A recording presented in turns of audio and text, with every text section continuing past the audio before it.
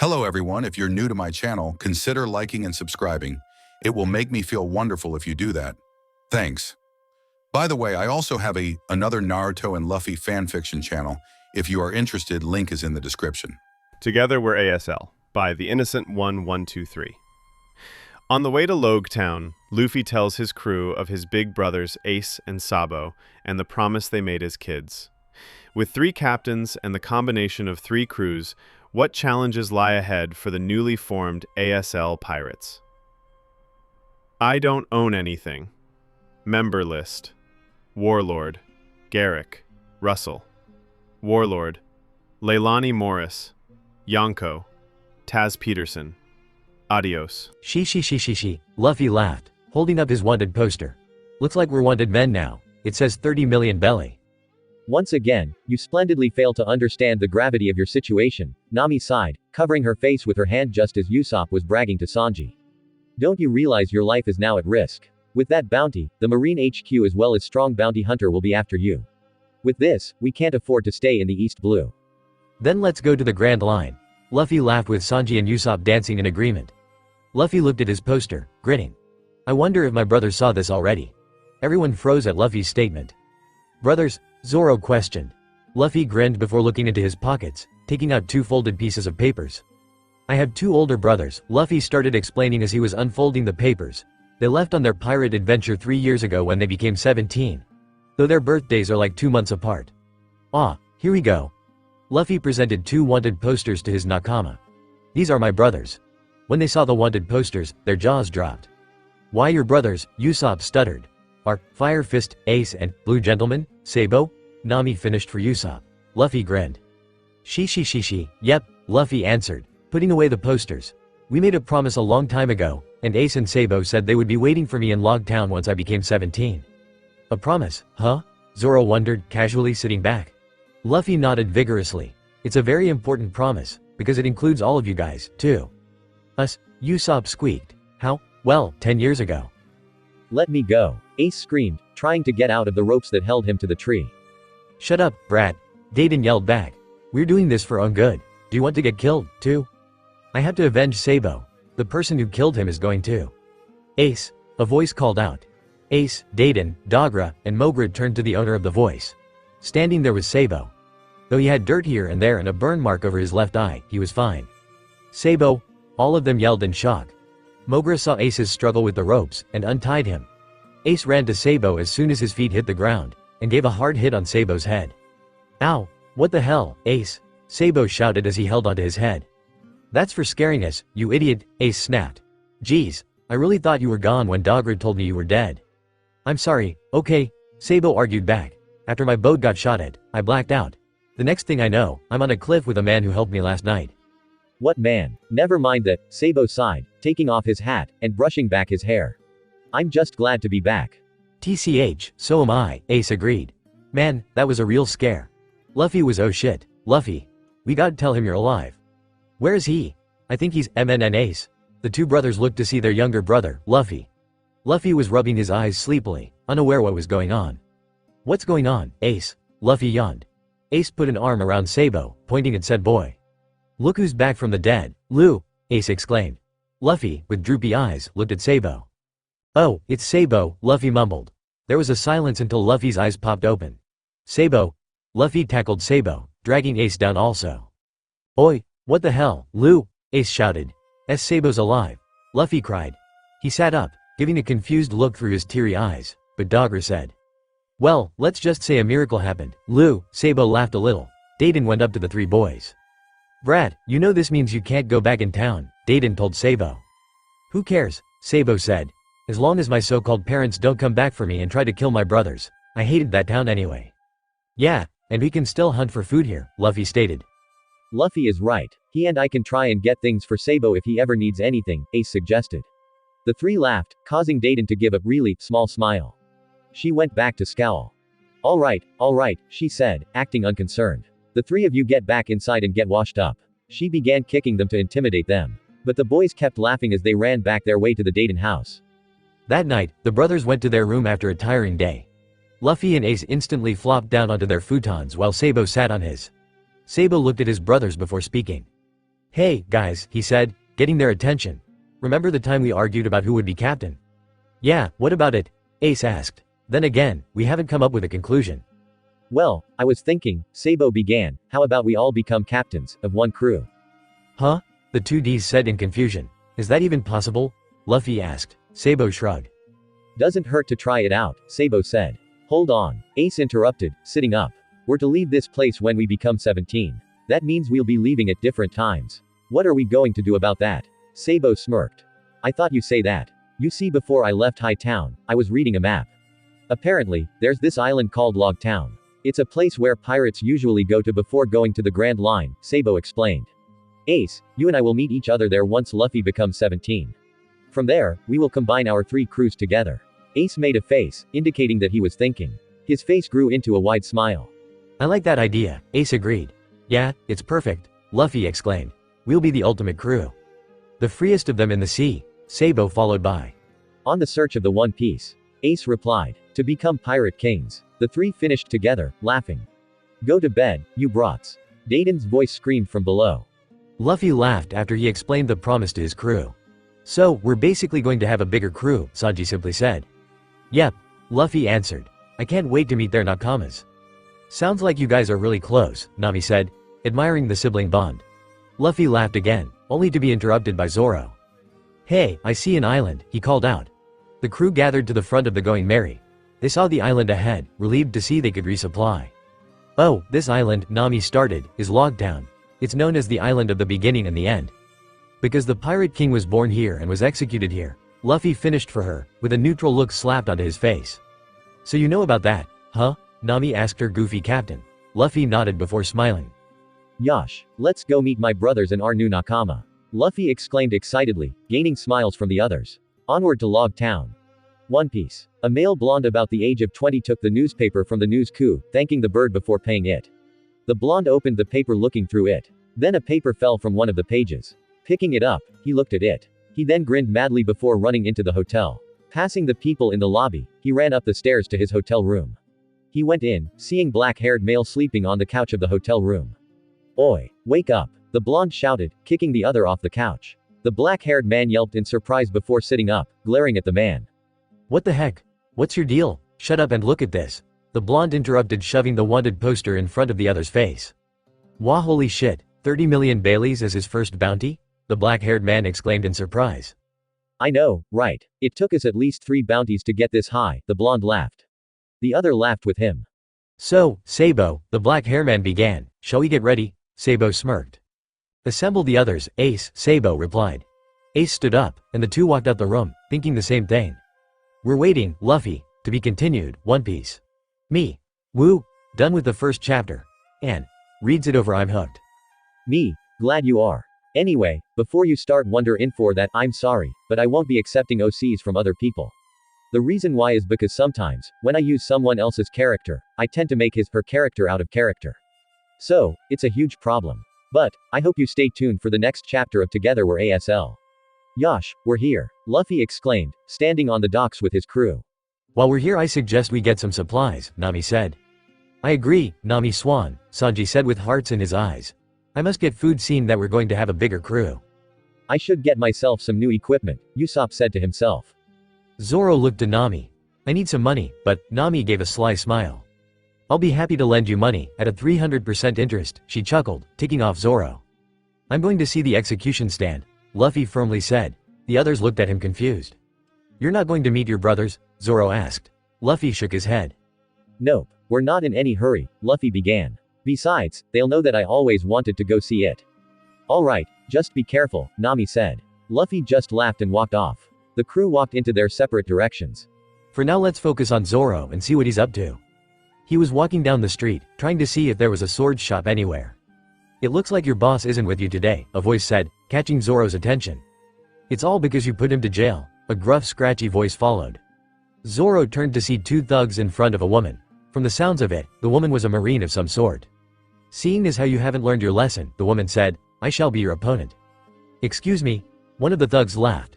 What makes you think a little miss like you can beat us? The other chuckled disgustingly. The 2 then rushed at her. When you see that monster boss of yours, tell him our dream of the Grand Line is ruined because of him.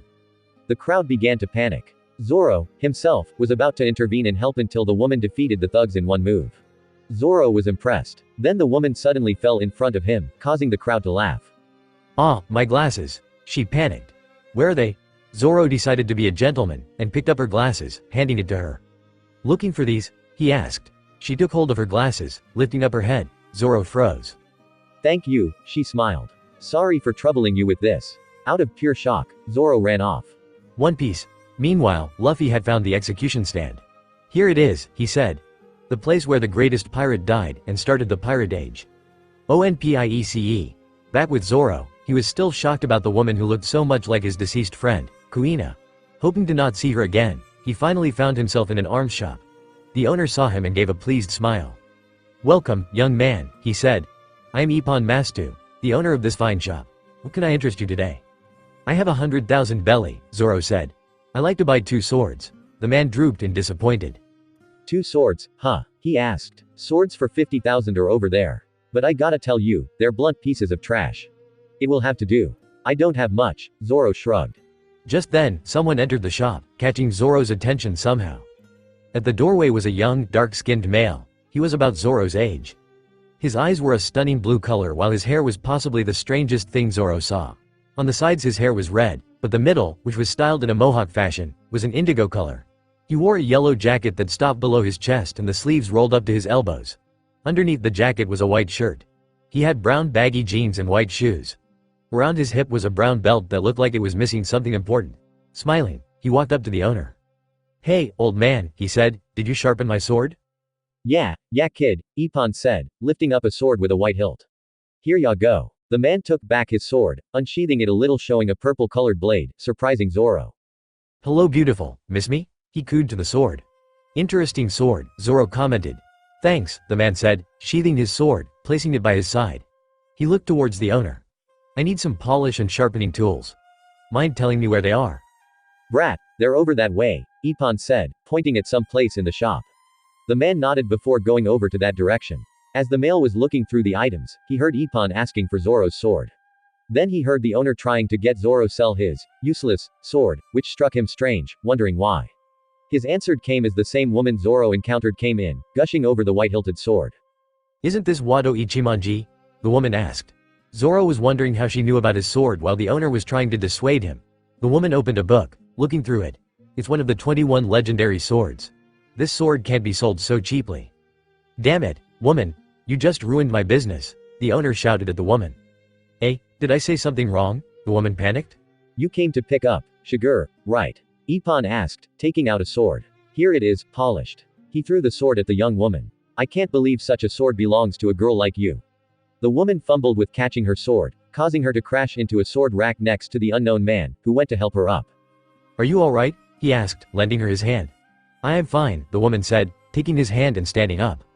Thank you. She noticed Zoro, walking to the barrels of 50,000 belly swords. Oh, it's you? Zoro grumbled a little before paying attention to the swords before him. Somehow, he got into a conversation with the woman, who kept talking about how masterwork blades were now in the hands of criminals and how the swords were crying. Then she got into an argument with the owner about a man by the name of Smoker. Just then, the woman picked up a sword, recognizing it.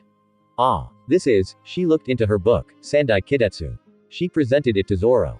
I definitely believe that you should get this sword. She was talking about how there was a high-grade blade, wondering why it was being sold for 50,000 belly while Zoro unsheathed the sword, looking it over. The owner banged his hand on the counter, startling the 3 other people in the shop. I'm not selling that sword, Ippon declared. What? Why not? The woman asked. Zoro and the unknown man were both looking at the blade in Zoro's hand. It's cursed, isn't it? Zoro asked. You knew? Ippon asked. No, I can tell, Zoro answered, his eyes never leaving the blade. I know, the unknown man said. Starting with Shodai Kitetsu, that line of blades has excellent sharpness. But they're cursed due to the fact that everyone who wielded those swords died of unforeseen incidents. Exactly, Ippon agreed. I wish I could get rid of that sword myself, but I'm afraid of getting cursed. I'm so sorry, the woman stuttered, bowing to Zoro. I didn't know of such a sword. Forgive me, I'll find you another sword. But Zoro said otherwise. I like it, Zoro smirked. I'll take it, everyone was shocked.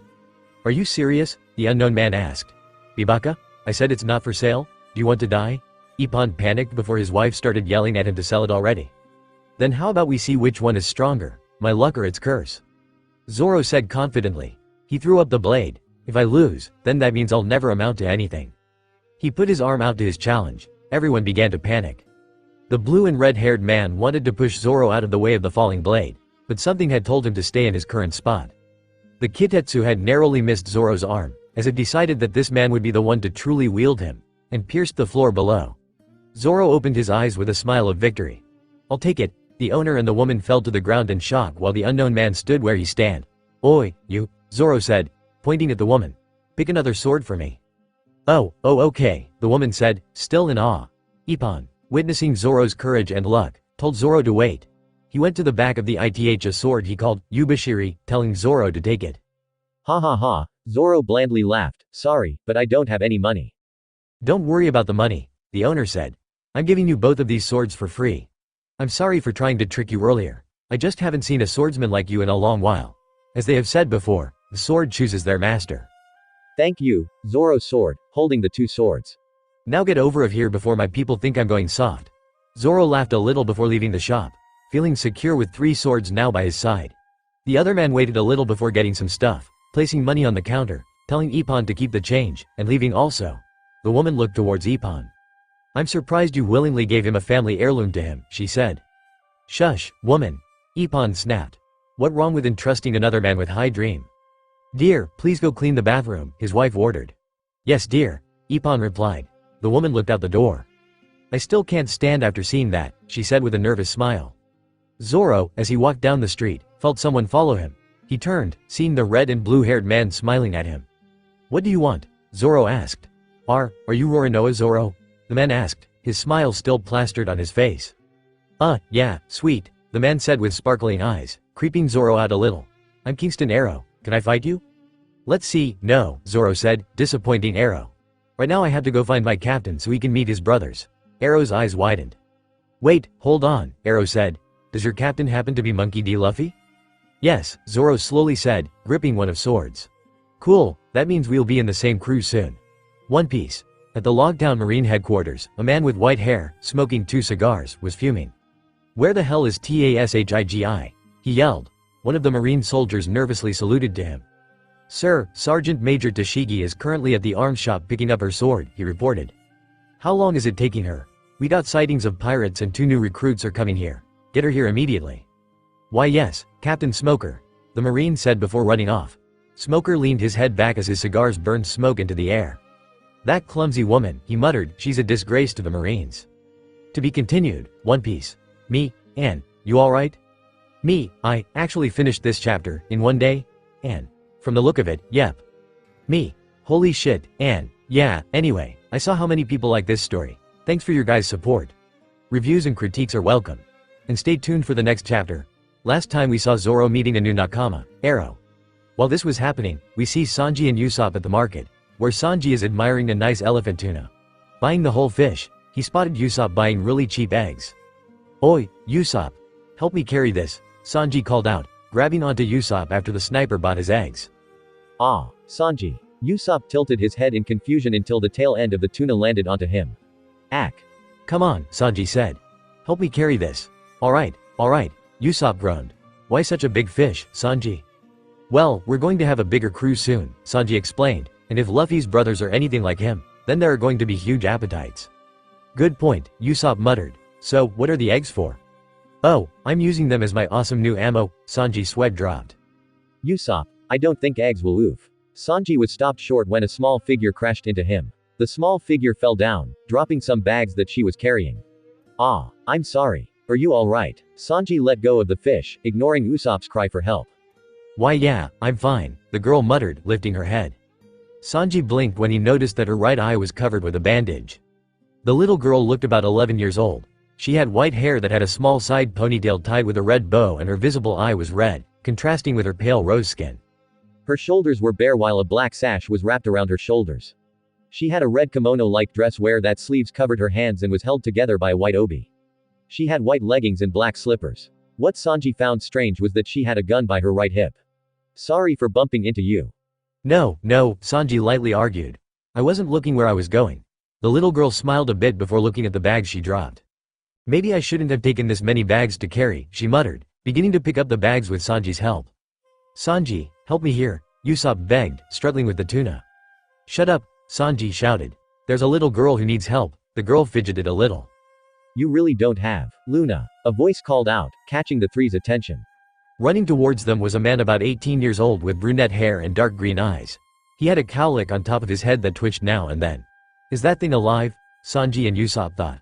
The man wore a green shirt that had sleeves that stopped at his elbows, blue jeans, and brown boots. A locket was around his neck and a whip hanging by his left. "Luna, geez," he said. "You really scared me when you disappeared like that." "Sorry, Oscar," the girl, now dubbed Luna, pouted. Oscar sighed, seeing Sanji and Usopp. "Oh, sorry for the trouble," Oscar nervously laughed, taking the bags that Sanji had picked up from Luna. "We were shopping for stuff until we got separated." "It's all right," Sanji said, standing and finally helping Usopp carry the fish. "I was just helping a little damsel in distress." Luna blushed, covering her face with his sleeves and stuttering. "Well, thank you," Oscar said before looking at Luna. "Come on, Luna. We gotta go meet Sabo, Ace, and the others." "Okay," Luna replied, following Oscar. As the two walked off, Usopp was giving a small glare at Sanji. "Okay, I get that you like helping females," Usopp started, but warned me next time. "Whatever, Sanji stopped when he realized something. "Sanji, didn't that Oscar guy say something about Ace and Sabo, Luffy's brothers?" Sanji asked. Usopp blinked. Now that you mention it, the two looked at the retreating forms before running towards them and calling out to them. One Piece. Nami carried a pile of clothes to the counter. "I'll buy these," she smiled. When the lady asked if Nami had money, Nami pouted, telling the cashier that she did.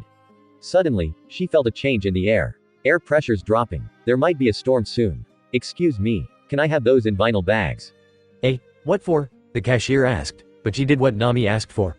Nami took the bags, thanking the woman as she left the store.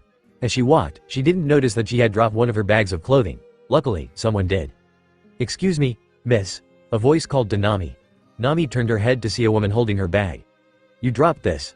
The woman had black hair and brown eyes. She had a pink headband that had a tiny top hat on it. She had a pink vest on that was buttoned from below her breast down over a white collared dress. She had black pantyhose and pink slippers. "Oh, thank you," Nami said, but then she noticed how full her arms were. "Do you want me to help you out?" the woman asked. "That would be nice," Nami said sheepishly. The woman took some bags from Nami and walked with her. "I'm Mika, by the way," the woman introduced herself. Nami, the orange-haired girl, replied. "Such a lovely name, Mika Kud." One Piece. Luffy stood on the execution platform, awing at the view that the former Pirate King saw.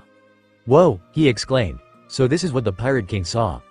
You there, get down from there." Luffy looked down to see an officer trying to get him down. "What? Why?" Luffy argued. "Because that execution platform belongs to the world government," the officer said. "So get down IMM. The officer didn't get to finish when a spiked club hit him from the side. A woman stood, stating that she was looking for Luffy. Luffy, though having no clue who the woman was, didn't seem to fall for the woman's beauty while everyone around her did. Then more officers came to arrest the woman, though they were struggling a lot. Suddenly, a bomb went off, causing a fragment of a fountain to fly at the woman, but it slipped off her, causing her no damage. Just then, a hooded figure came by the woman's side. The two then revealed themselves as Buggy the Pirate and Lady Alvida. The crowd went into panic at the sight of Buggy. Just then, Luffy was mounted to the execution platform by Kabaji. Buggy grinned widely, yelling out that he will execute Luffy. Who will save Luffy from this? One Piece. Meanwhile, Smoker was staring at the two new recruits before him. Both were male, standing tall and proud. One had red hair and eyes. His attire consisted of a marine hat turned backwards on his head, a light blue collared jacket with a marine insignia on the left and the sleeve rolled up to his shoulder, a white shirt underneath, black jeans, and dark blue shoes. Strapped behind his back was a sword with a red sheath. The other had gray hair and eyes. He wore a black choker on his neck, a white zipped-up, collared jacket with the marine insignia on the right while that side of the jacket was longer than the other, a belt that held a gun on his left hip, and blue pants that were tucked into black boots. Smoker looked at the two with satisfaction. At ease, the both of you, he grunted, but the two still attained their stance, showing their dedication, state rank, designation, and skill. Chief Petty Officer Charleston Avery aka Fire Knight, sir. The red-haired one stated. I excel in the art of the swordsman, sir. Smoker nodded in approval. Chief Petty Officer James Salvador aka Imitator, the gray-haired one declared. I am skillful with a gun and have the powers of the Echo fruit, sir. Smoker raised an eyebrow. Echo fruit? Smoker asked. What does that do? What does that do? Salvador repeated in Smoker's voice, surprising the man. I can imitate others' voices, create sonic waves, and use echolocation. Handy move, Smoker said. Seeing how you're here, your first assignment is to come with me. There has been a pirate sighting. Yes, sir. The two saluted. Captain Smoker, sir. Smoker looked to see Tashigi running towards them. You're late, he muttered. I'm sorry, sir, she said, taking her jacket from one of the Marines there. I got caught into something at the arms shop. She saw Avery and Salvador. Are these the new recruits? Yes, Smoker replied. Learn from them, symbol of the Marines. You on the other hand, he gave a glare. You need more discipline. Eek. Sorry, sir, Tashigi stuttered. Even if we are more disciplined we will respect our higher-ups with the utmost respect, Avery stated. Tashigi blushed at the statement, feeling a little better after being yelled at. Whatever, right now we need to do something, Smoker said. Tashigi, these are Avery and Salvador. The two saluted, making Tashigi giggle.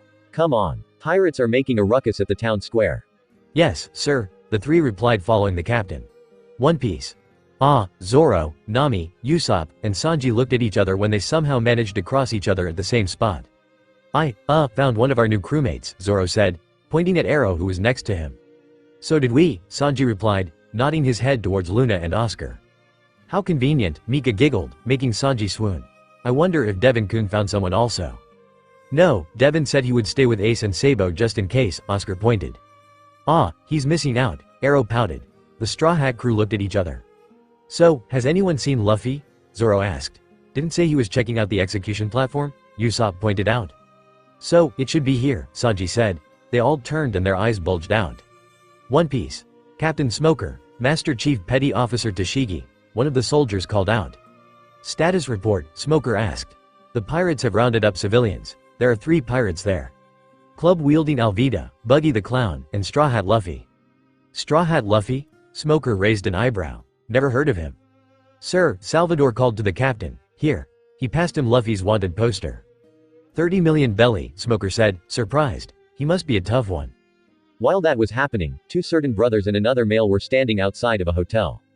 Where the hell are they? Ace asked, scratching the back of his head. They said they'd be here soon. I'm not sure, Sabo replied. I'm sure they got caught up on something, said the man next to Ace. The man looked about 21 with orange hair and blue eyes. On his face were 4 black tiger lines, 2 on each cheek. He wore a white shirt over an orange jacket, fingerless gloves, indigo pants, and orange shoes. Upon his right ear was a shark tooth earring. On his right shoulder was a baby Den Den Mushi. I'm sure at least one of them will call. I hope you're right, Devin, Ace said to his first mate. My gut is telling me something's wrong. Purapuru puru puru. The baby Den Den Mushi began to ring on Devin's shoulder, alerting the 3 men. Devin took hold of the Den Den Mushi. Hello, he said. Devin-kun, Mika, what's wrong? Devin asked his crewmate. Please tell me the captains are with you, she said in a worried voice. We're here, Mika, Sabo said. Is something up? It's really urgent. We're with your brother's crew right now, she said. Luffy's here, Ace and Sabo asked. Yes, but you need to listen to me. Your brother is on the execution platform. One Piece. We all can't go in and save him, Oscar said. I was thinking the same thing, Nami said, sweating nervously. What's worse, there will be a storm soon. We need to get to the ships. Alright, I told Ace, Sabo, and Devin of the situation, Mika said. Ace said that they're on their way and Oscar and I should go get our ships. Usopp and I will do the same, Nami said. What about her? Sanji asked, pointing at Luna. I can take care of myself, she said. I will help with the rescue. But we don't have time to talk about this, Zoro yelled. We gotta get Luffy. Fine, but if the little girl gets hurt, I'm blaming you, Sanji shouted back. Let's go, Arrow said. The 2 groups ran to the directions of their destinations. One Piece. What? Stop joking, Luffy shouted, shocked. Your execution will be flashily displayed to the public, Buggy yelled while Luffy was yelling, no. One Piece. What should we do, sir? One of the soldiers asked. We'll wait for now, Smoker said. At the moment, it looks like the clown is in some sort of quarrel with Straw Hat. Let them get rid of one problem for us. Yes, sir, we'll attack as soon as Straw Hat's head is cut off of him. One Piece. I'm sorry, please let me go, Luffy said in a drone-like voice. Why would I let you go? Buggy screamed at him. Has the man I admired finally met his end? Alvida asked herself. Any last words, brat? Buggy asked Luffy. Luffy was silent for a moment before yelling. I am the man who will be king of the pirates, Luffy screamed to the high heavens. The crowd was surprised by Luffy's high standard, silently praising him in his endeavor. Well, it looks like you'll die knowing you didn't achieve your dream, Buggy said. Stop. 4 voices yelled out. The crowd turned, seeing 4 figures. There stood at the entrance of the town square were Arrow, Zoro, Sanji, and Luna. Buggy was shocked. He didn't think that the rubber boy would get so many new crewmates in such a short amount of time. This execution is over, Zoro yelled. Zoro, Sanji, Luffy shouted, happy to see his friends. Wait, who are the other 2? Buggy asked. I don't know, Luffy responded. Well, it doesn't matter right now, Buggy said. They're too late. He held the sword up high. That was when the rescue group rushed in. We gotta bring down the platform, Zoro said. Right, the other 3 agreed. Individually, they attacked with their fighting styles. Zoro took out his 3 swords, slicing at the Buggy pirates. Sanji, with his legs, kicked away his obstacles. Arrow, for some reason he's now shirtless, showing the 2 sparrow wing tattoos on his back, had unsheathed his purple blade, taking down the opponents. Luna had taken out her gun from her holster, surprising her opposers with her deadly accuracy. Though with their combined skills, there were too many in numbers to get to the platform. Ha ha ha ha. Buggy laughed menacingly. Not even the great pirate hunter can help you now. Bastard, Sanji yelled, kicking away more of Buggy's crew.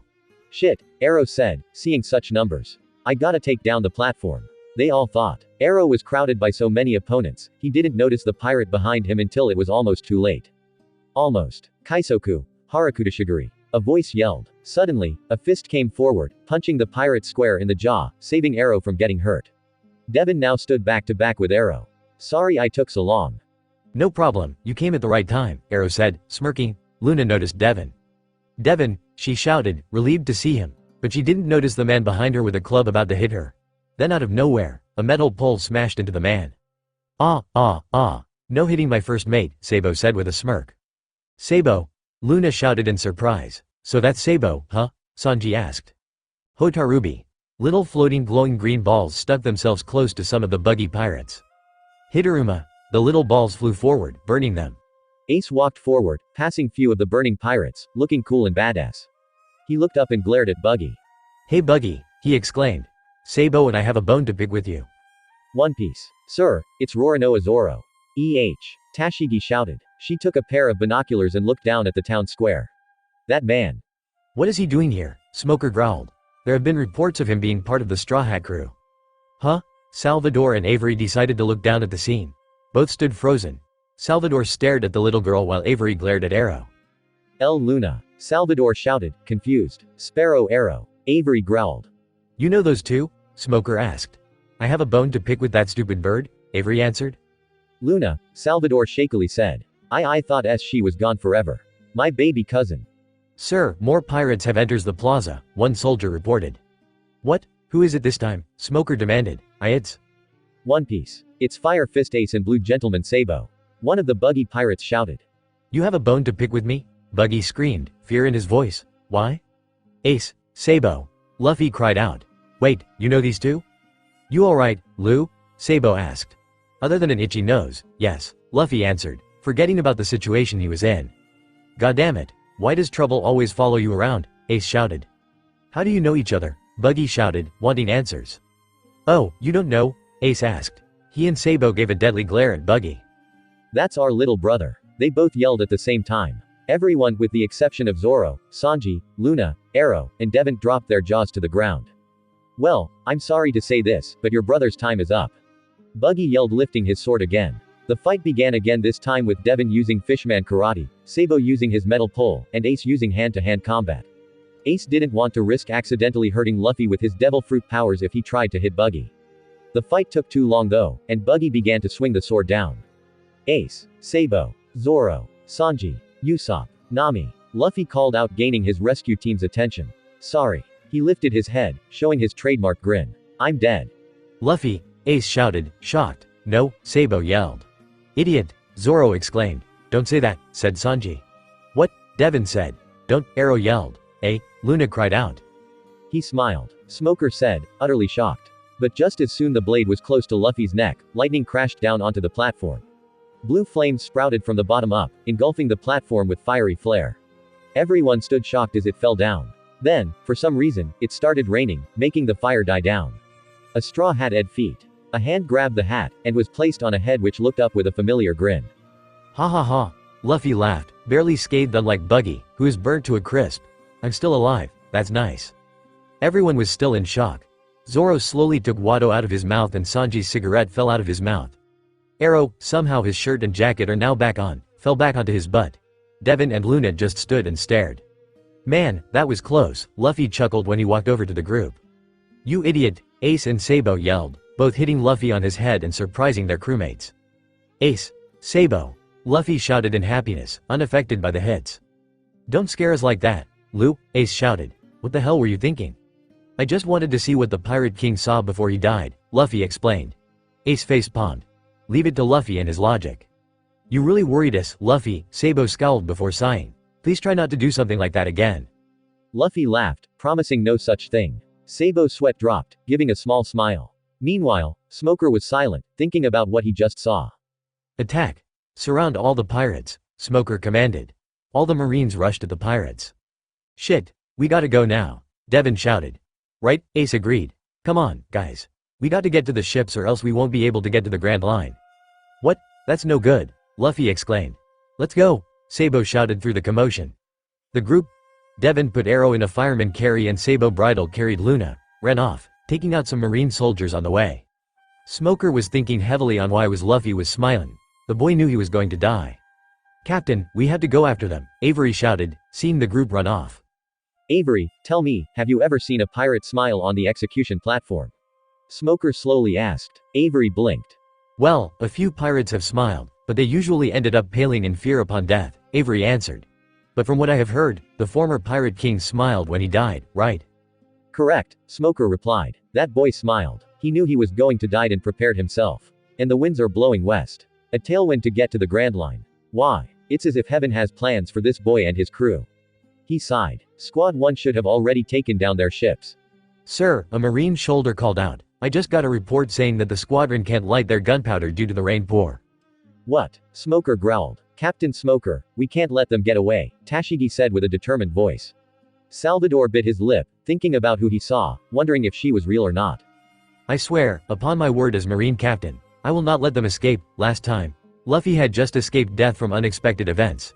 Now he, his brothers, and crewmates are now running to get to their ships as quick as possible. But before we see how they're doing. A cloaked figure walked through the empty streets as the rain poured down vigorously. Inherited will, dreams, and destiny. These things cannot be stopped. As long people seek for freedom, these will live on. A pirate, huh? The cloaked man chuckled. Lightning flashed, partially showing his tattooed face. That's fine, too. One Piece. That brat has the luck of the devil, Buggy shouted, getting up despite being burnt. Captain Buggy, you're still alive, Kabaji shouted in surprise.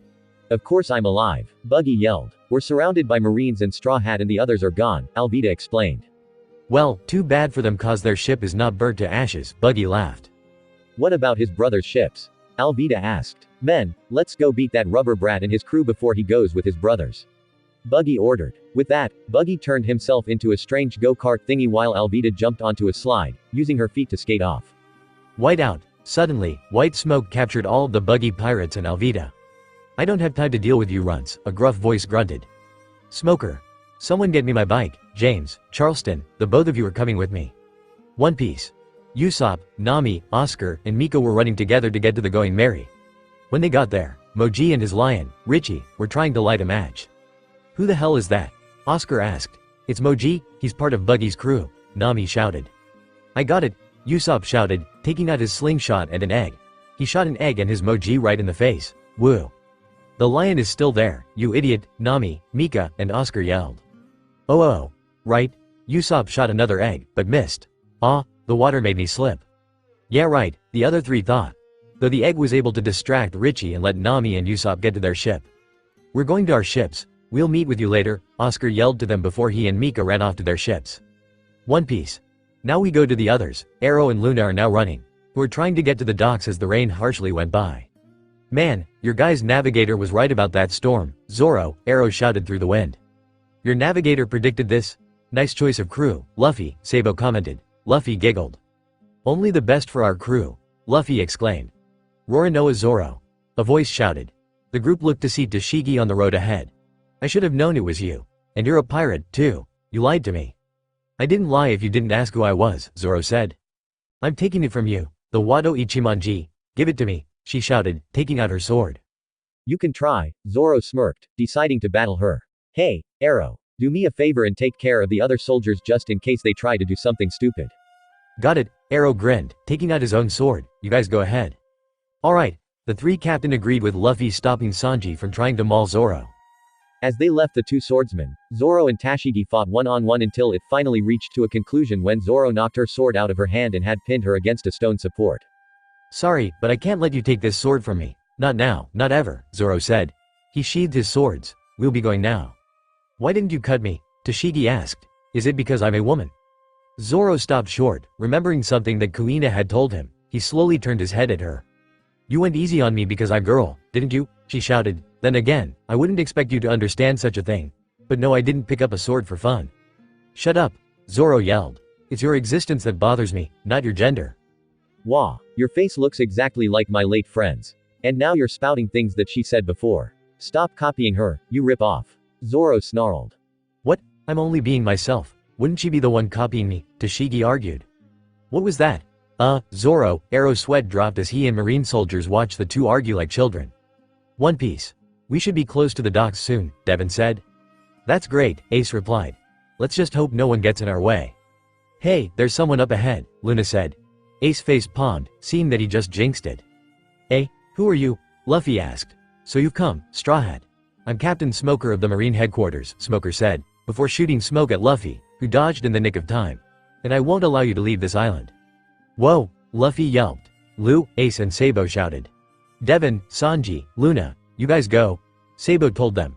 Devin and Sanji nodded before running off, but Luna stayed frozen where she was. Luna. Fire Fist Ace and Blue Gentleman Sabo, a voice yelled out. Sabo and Ace looked and saw Avery and Salvador. Avery, holding the hilt of his sword and Salvador pointing a gun. You two are under arrest, Avery said. PFT, as if you can arrest us, Ace argued. Sabo noticed that Luna had scooted closer to him and gripped his coat. Luna? Sabo asked. Luna? Sabo snapped his head up, seeing Salvador looking intently at Luna. Luna, it's me, Salvador. Your cousin. Sabo's eyes widened. What? Where's Arrow? Avery shouted. I want to talk with that stupid bird. What do you want with my nakama? Ace asked, being defensive.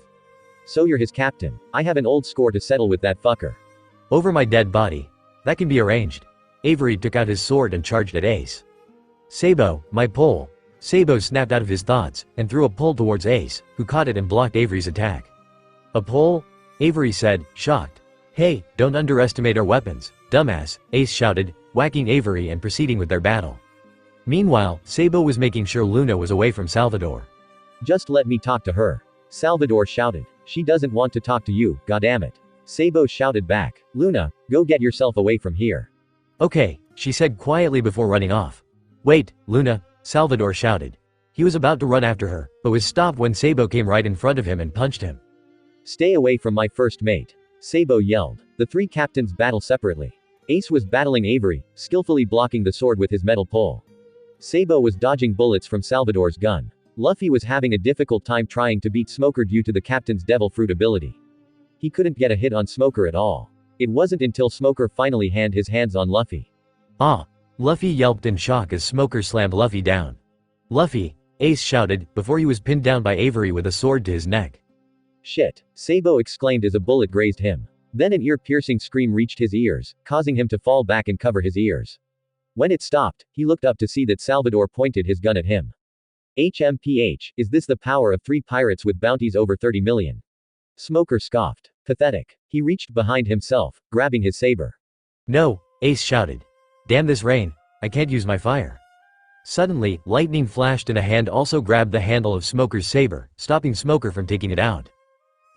Smoker looked behind him and his eyes widened. It's you? What the hell? Salvador and Avery exclaimed when they saw the cloaked figure. It's you, Sabo gasped. Wait, you know him? Ace asked. What's going on? Luffy asked despite his face being full of pavement. How nice. Now the government can have your head, Smoker said slowly. The man just smirked. Lightning flashed once more, partially showing his face and the tribal-like tattoo on the left side of his face. The world is still waiting for our answer, he rasped out. Suddenly, the rain stopped and a huge gust of wind passed through, blowing ATY, scattering things here and there. When it stopped, the fight that was previously before us was gone. In fact. Whoa, what the hell was that? Luffy shouted, getting out from a pile of rubble. Ace and Sabo groaned as they sat up. What was that huge gust just now? And the rain is gone, Devon asked, emerging from the ground. There was a small silence. The four screamed in surprise. But you ran off with Sanji, Luffy exclaimed. I'm over here, Sanji groaned, sitting up and rubbing his head. Goo, what in the world just happened? Zoro grunted, standing from his spot and helping Arrow up. Wait, so if you guys are here, then, Sabo paused. Help, Luna's voice squeaked out from a pile of rubble. Luna, Sabo, Devon, and Arrow panicked, running over to get Luna over the mess. After pulling the girl out, Sabo picked her up with her wrapping her arms around his neck and burying her face in his shoulder. Whatever that was, Sanji began, it saved our asses from whatever deep shit we were in. Luffy. The group looked to see the Going Merry with Usopp and Nami calling to them. The ship is leaving without us, Zoro yelled. We better catch up to them, Zoro said. Right, they all said. The seven ran towards the direction of the wait, seven. They turned to see Luffy stretching his arms. Ace and Sabo widened their eyes. Wait, Luffy, Ace started, but it was too late as Luffy shot himself at them. Grabbing onto the seven, he launched himself and them to the Going Merry. Though they got to the sheep-headed ship safely, Ace and Sabo had hit Luffy on the head again for his stupid move. Has anyone seen Oscar and Mika? Sabo asked. Guys, over here, close to the Going Merry, Oscar and Mika were steering the two other ships towards them. Thank goodness, you both are okay, Devon sighed in relief. One Piece. Damn it. Smoker cursed as he reached the docks. He saw the three ships sail away. Why did you help them? He turned to see the same cloaked man on the roof, his arms spread out. Dragon. What reason is there for you to stop them from their destiny? Dragon grinned. And just like that, he disappeared, Smoker growled. We're sorry, sir, one soldier said. Due to the gust of wind, we were unable to capture. Prepare our ship. We will continue our pursuit of Straw Hat, Fire Fist, and Blue Gentleman, Smoker ordered. Sir, I'm coming, too, Tashigi demanded. I cannot forgive Roronoa, I will bring him down with my hands. Let's us come, too, sir, Avery exclaimed. I must get back at Arrow. I must get my cousin back, Salvador said, his eyes determined. Fine, but you better not be dead weight, Smoker grunted as the three saluted. But sir, you are stationed here, how will you explain to the higher-ups that you? Tell them this, Smoker growled. Don't order me around. One Piece. Whoa, the ship feels like it's going to capsize, Luffy laughed. When Oscar and Mika came close to them, they threw ropes to them so that the others could keep the three ships close together. Look, Nami shouted, pointing at a lighthouse. That lighthouse means we're close to the Grand Line. Hey, looks like we all fulfilled our promise, Ace chuckled to his brothers who laughed with him. How about we do something to commemorate this moment? Sanji asked, taking out 3 barrels. What do you have in mind? Oscar asked, wondering about the barrels. Sanji smirked and put his foot on the barrel. I'm going to Grand Line to find the All Blue, Sanji said, earning everyone's smile. To become the world's greatest swordsman, Zoro said. To create a map of the world, Nami followed, to be a brave warrior of the sea, Usopp. To find the legendary rainbow crystal, Oscar. To find my brother and stop slavery, Luna. To be the greatest human to use fishman karate and stop discrimination, Devon. To stop dictatorship everywhere, Mika. To find my father's sword and legacy, Arrow. The 3 brothers smirked before saying their dreams. To be pirate kings, the 3 shouted. To the Grand Line, Luffy yelled before they all smashed the barrels. Do you see anyone? Ace called out to his first mate, who stood at the crow's nest of his ship. Devon looked through the telescope before putting it down. No, I don't see anybody at all, Devon called back. We should be safe by now. Sweet, you hear that, guys? We hear you loud and clear, Ace, Sabo called out from Luffy's ship. He turned to Luffy. Hey, Luffy, Ace and I want to talk to you privately for a bit. Okay, Luffy agreed, following Sabo and Ace to Ace's ship. You guys wait for us, Ace told the others, and try to get to know each other. We're going to take a while. With that, the door closed, leaving their crews to mingle on their own. They all looked at each other, sitting in an awkward silence. Just then, Devon cleared his throat to gain everyone's attention. So, who wants to start the introductions? He asked. No one said anything. Okay, I will then. He cleared his throat again. I'm Fisher Devon, also known as Tiger Shark, Devon. I am Ace's first mate. The ship that the captains went to is ours, and we called it the Red Wolf. Actually, I met Ace the same day we got this ship. I can use fishman karate. That's so. Zoro hummed. Well, seeing as your first mate also, I'll go next. Name's Roronoa Zoro. Formerly, I was a pirate hunter until I met Luffy. We met on this one island where I was a prisoner in the Marine HQ. And the ship we're on now, is the Going Merry. As you can see from my 3 swords, I use the 3-sword style. You were a prisoner? Sanji laughed. Shut it, pervert cook, Zoro warned. What was that? Nami coughed as the two men argued before looking at Oscar. I'm guessing you're Sabou's first mate? She asked. Actually, she is, he corrected, pointing at Luna. Those of the Straw Hat crew dropped open their mouths. How old are you? Usopp asked. I'm 11, Luna replied, causing their mouths to drop open again. Don't worry, we reacted the same way when she told us, Arrow muttered to them. Anyway, I'm Varkez Luna, Luna began. I don't have a bounty yet, but I hope to have one soon. I met Sabou while running away from slave owners. Slave owners. They all shouted with the exception of Oscar. I don't like talking about it, she slowly said. Anyway, our ship is known as the Sonic Dolphin. I am skillful with a gun. Well, I'll go next, Nami decided. I'm Nami. I first met Luffy when he helped me out with the Buggy Pirates, but I officially joined them when they helped me save my village from Arlong, the captain of the Fishman Pirates. I'm basically their navigator. Me next. Arrow shouted excitedly. I'm Kingston Arrow. Ace helped me when I was stuck in this situation I had with the Marines. Please don't ask what it was, just don't. Like Zoro, I'm a swordsman, but I only use one blade instead of 3. Well, I'm Samuel J. Oscar, Oscar introduced. Sabou and Luna met me when I saved them from a booby trap in these ancient ruins. Man, that was a good time. You got poisoned, didn't you? Luna asked. Yes, I did, Oscar said. Besides being an adventurer, I can cook decent food. What? I do it to survive. I am the great pirate Oof. Usopp was interrupted by Sanji's kick. No lying, Sanji warned.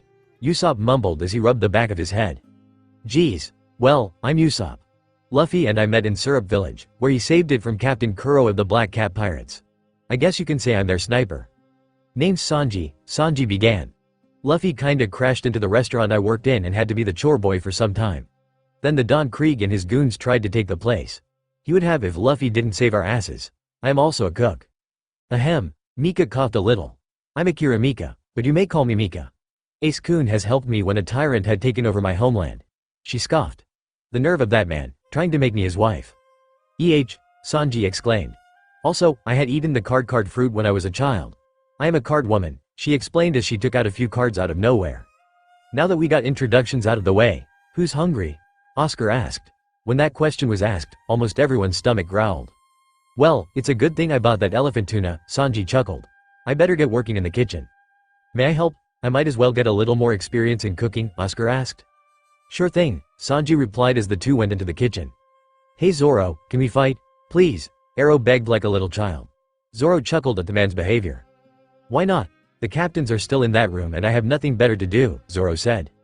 Yay, to the Sonic Dolphin, Arrow exclaimed, taking Zoro by the back of his shirt and dragging off. Oh oi, Zoro yelped out. Nami shook her head at them. Men, Nami scoffed. She looked at Mika. So, what do you want to do? Well, I did get some new clothing when we were still in Logtown. I also got some for Luna, she giggled, looking over at an oblivious Luna who was staring out into the sea. Nami smirked with her. Quickly, they grabbed Luna and dragged her off to dress her up. Devon sighed and decided to go up to the crow's nest and look out for any danger. One Piece. So, how does it look? Sabou asked, holding up a flag-sized fabric. The two Ds looked closer at the fabric before smiling. I like it, Ace grinned. Yosh. This will be our flag, she. Luffy chuckled. Sabou grinned, happy to hear his brother's opinion. Okay, I'll make 2 more and we'll go out to put them up, Sabou told his brothers. They both nodded in approval before Sabou went to work. One Piece. Bam, everyone had stopped what they were doing when Ace, Sabou, and Luffy opened the door. Each of them held a rolled up piece of black cloth. Hey guys, Arrow greeted. What were you doing in there? The 3 brothers didn't answer, but instead climbed up to the crow's nest, attaching the rolled up cloth to the pole under their first flag, confusing through crew. They looked at each other before nodding and unrolling the cloth. Now that it was visible, the crew below was able to take a look. It was a flag with a regular skull on it with a gray triangle behind it, connecting 3 letters, A, S, and L. The 3 captains grinned. As we have told you in some point in our journeys, my brothers and I have made a promise, Sabou began. A promise that we were able to fulfill, Ace followed. And though we are 3 different crews, from now on we are connected by this flag. From this day forward, Luffy grinned. We are the ASL Pirates, the 3 brothers finally finished. Everyone on the deck smiled up at the captains. Now, Luffy breathed deeply, onward to the Grand Line. Yeah, the rest yelled. Nay, Ace, Luffy called out over the storm. Yeah, Luffy? Ace asked when he heard his brother. When did you get a devil fruit? Hey, I was wondering when you would ask that, Ace chuckled. Almost everyone was interested to know. I got it around some time before I met Arrow. Devon and I stopped at this place called Vagabond Island. We decided to stay there for about a day or two to rest up. So I went for a walk at the beach there. While I was there, I found a wrecked ship. I decided to look through it and found a treasure chest. I opened it, and there it was, the flame fruit. I didn't really know at first and ate it because I was hungry. Ace sheepishly laughed, causing the others to sweat drop. But I gotta tell you, it really helped us out because later that day, Devin and I got captured by midget cannibals. Stupid little fuckers, Devin grumbled. I still have that bite mark, you know. Really, can I see? Arrow asked. No, you can't. Mainly because there's a child here, Devin pointed out. Wait, you mean, Sanji slowly said, subtly pointing at one spot that was sacred to men. Devin turned red in embarrassment and nodded. Ouch. You have no idea, Devin mumbled. Ace chuckled before looking at Luffy. You know, it's good to know you don't have a fear of fire anymore, Lou, Ace stated. The rest seemed to have frozen at that statement. Yeah, it took a while, but I got over it, Luffy replied. That's good, just as long as you're okay. Sabo joined in. The others, listening to their conversation, wanted to know why Luffy was scared of fire, but decided not to ask. Oh, and Luffy? Would you get off of the figurehead? Sabo shouted. True enough, Luffy was hanging onto the figurehead of the Going Merry. No, it's my seat, Luffy argued. Sabo faced palmed. Curse Luffy logic, he groaned inwardly. Hey, guys, Nami called out. I found out something troubling. What is it? Mika asked the redhead navigator. The entrance to the Grand Line, Nami began, is a mountain. A mountain. Arrow and Usopp exclaimed. Trust me, I had a hard time believing it when I was looking at the map. But the lighthouse points directly at Reverse Mountain located on the Red Line. Luckily, there's a waterway to go through, so we don't have to crash into the mountain, Nami explained. That's so cool, Arrow exclaimed, smiling. But there's no way a ship can climb a mountain, Usopp argued. It's what the map says though, Luna pointed out. True, Sanji said. How can Nami Swan ever be wrong? So it's a magic mountain? Ace and Luffy asked, tilting their heads. No, you morons, Nami yelled. Guys. Oscar interjected. Why aren't the ships moving? And why is the weather suddenly calm? Huh? Everyone exclaimed, confused about Oscar's question. They all looked out from the edge. True enough, the Going Merry, Red Wolf, and Sonic Dolphin weren't moving at all and the sky was crystal clear. That can't be, Nami shouted in shock. We were on the way to the Red Line. The only reason we can't be moving is… Nami, Mika asked. We're on the calm belt, Nami screeched. Get the oars and start paddling. We need to get back into the storm. Why? Luffy and Usopp asked. Just do it, Nami yelled at them. If we don't get moving now then. Suddenly, there was a rumbling, causing things to shake and fall. An earthquake? Oscar squeaked. But we're out in the seas, Luna cried, holding on to Sabo. Then they all felt the ships getting lifted up by something huge and monstrous. Everyone gaped at the creature that held up their ships and the other creatures around them. SSSS, Devin stuttered. Sea Kings, everyone screamed in horror. Nami hugged the Going Merry's mast, trembling and crying. This place is a den for Sea Kings, she sobbed. Then all the men jumped to their respective ships and took out oars. As soon as this thing dives, we paddle the hell out of here, Zoro called out. Right, the other men agreed, sweating a lot. But then, the Sea King sneezed loudly, causing the ships to fly off instead. Somehow, the ships have safely managed to get back into the storm. They were all face down on the decks. Is everyone alright? Nami moaned. I think so, Sabo said, slowly sitting up. At least we're back in the storm. Yeah, Nami said. As long as we take this route, we'll be able to go up the waterway due to the strong currents of each of the blues. Know that Reverse Mountain is a winter island, so currents that hit the edge, drop to the bottom of the ocean. So, we could possibly drown to the bottom of the ocean if we failed to enter the waterway? Devin asked. Yes, Nami replied, ignoring Luffy's stupidity. I never heard of a ship climbing a mountain, Zoro stated. I heard a little bit, Sanji smirked. About the mountain? Arrow asked. No, about the Grand Line, Sanji corrected. Apparently, about half of the people die from trying to enter the Grand Line. Entering is no easy task. Arrow squeaked and gulped. Hey, I think I can see the mountain, Oscar shouted, pointing at a huge shadow. It's huge, Usopp screamed. That's the Red Line? I can't even see the top. Get to the rudders and steer it so we don't go down, guys, Ace ordered. Leave it to us, responded Sanji, Usopp, Oscar, Devin, and Arrow. Zoro was looking through a pair of binoculars. I can't believe it, he casually said. The ocean is really going up the mountain. There's the entrance, Luffy yelled out. We're veering off though, turn to the right. Of course the men did their best to turn starboard, but due to their luck, the rudders broke. Almost everyone began to panic as the ships began to sail towards the gateway column. Luffy ran past everyone, his straw hat getting caught by Zoro when it flew off. Luffy, what are you doing? Sabo shouted out. Just then, Luffy jumped off the railing. Gum gum, he breathed. Balloon. He blew up like a pufferfish and stopped the ships from crashing by using himself as a cushion. The ships bounced back on course. We're saved, Nami cheered. Luffy, grab my hand, Zoro yelled out, noticing Luffy far away from the ships. Quickly, Luffy stretched his arm, grabbed onto Zoro, and flew back onto the Going Merry. We did it, everyone cheered as all the ships moved up the mountain. I see it, I see the Grand Line, Luffy shouted as soon the 3 ships got to the top. So this is the greatest sea in the world, Oscar said in awe. Full speed ahead. Buawa. Did anybody hear that just now? Sabo noticed. I don't care, Luffy laughed. Could be just the wind, Luna suggested. Bououhh. What the hell is that? Devin muttered, squinting his eyes, trying to see through the fog as Usopp looked through his goggle. Whoa, is that a mountain? Arrow exclaimed, pointing ahead. I think that is, Sanji mumbled. What, but we just passed the Twin Capes, Nami argued. Bououhh. Luffy put a hand on his forehead and squinted his eyes, noticing a giant figure in their way. Guys, Ace squeaked. That's not a mountain. Bououhh. A whale? Everyone screamed. True enough, there was a giant whale in front of them. The whale, they noticed, had so many scars up on its snout. Gah, we can't fight something that big, Arrow panicked. I can't see its eyes, Sanji clarified. You're right, maybe it hasn't noticed us yet, Nami said. We're going to crash if we don't do something. Zoro yelled. I see an opening. All the rudders are broken though, Oscar shouted. Shit, wait.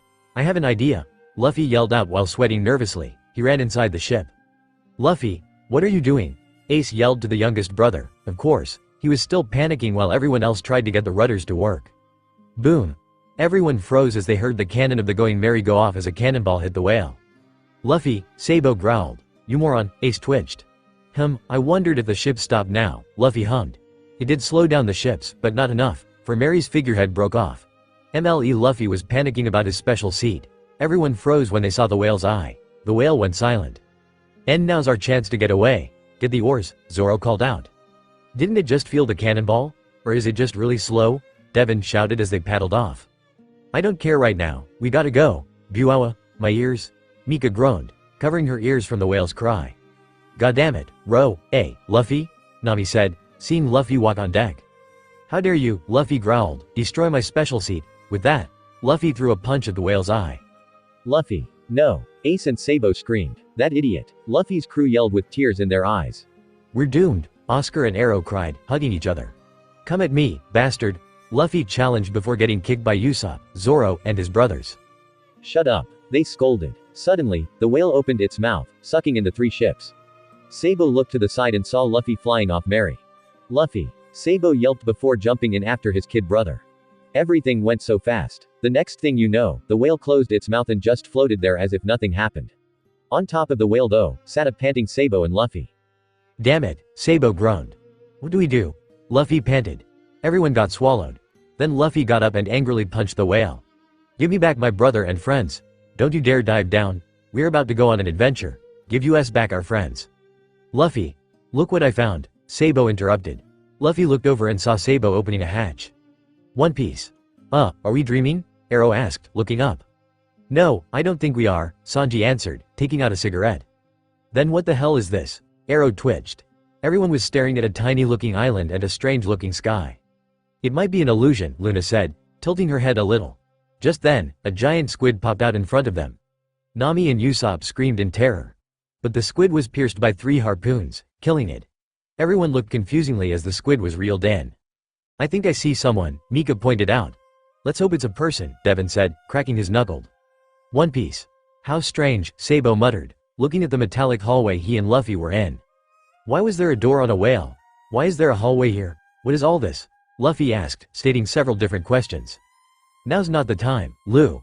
We gotta go find the others, Sabo said, walking down the hallway. Okay. Luffy nodded, following his blonde brother. One Piece. Someone's coming out, Luna said, pointing at the open doors of the little house. An elderly man came out of the doors. A flower? Sanji questioned. Huh? Zoro exclaimed, turning to what Sanji was looking at. Oh wait, it's a person, Sanji corrected himself. Do you think he was fishing or saving us? Oscar asked. The old man stared at them, looking at them as if he was about to say something. But instead, he sat on a lawn chair and opened a newspaper.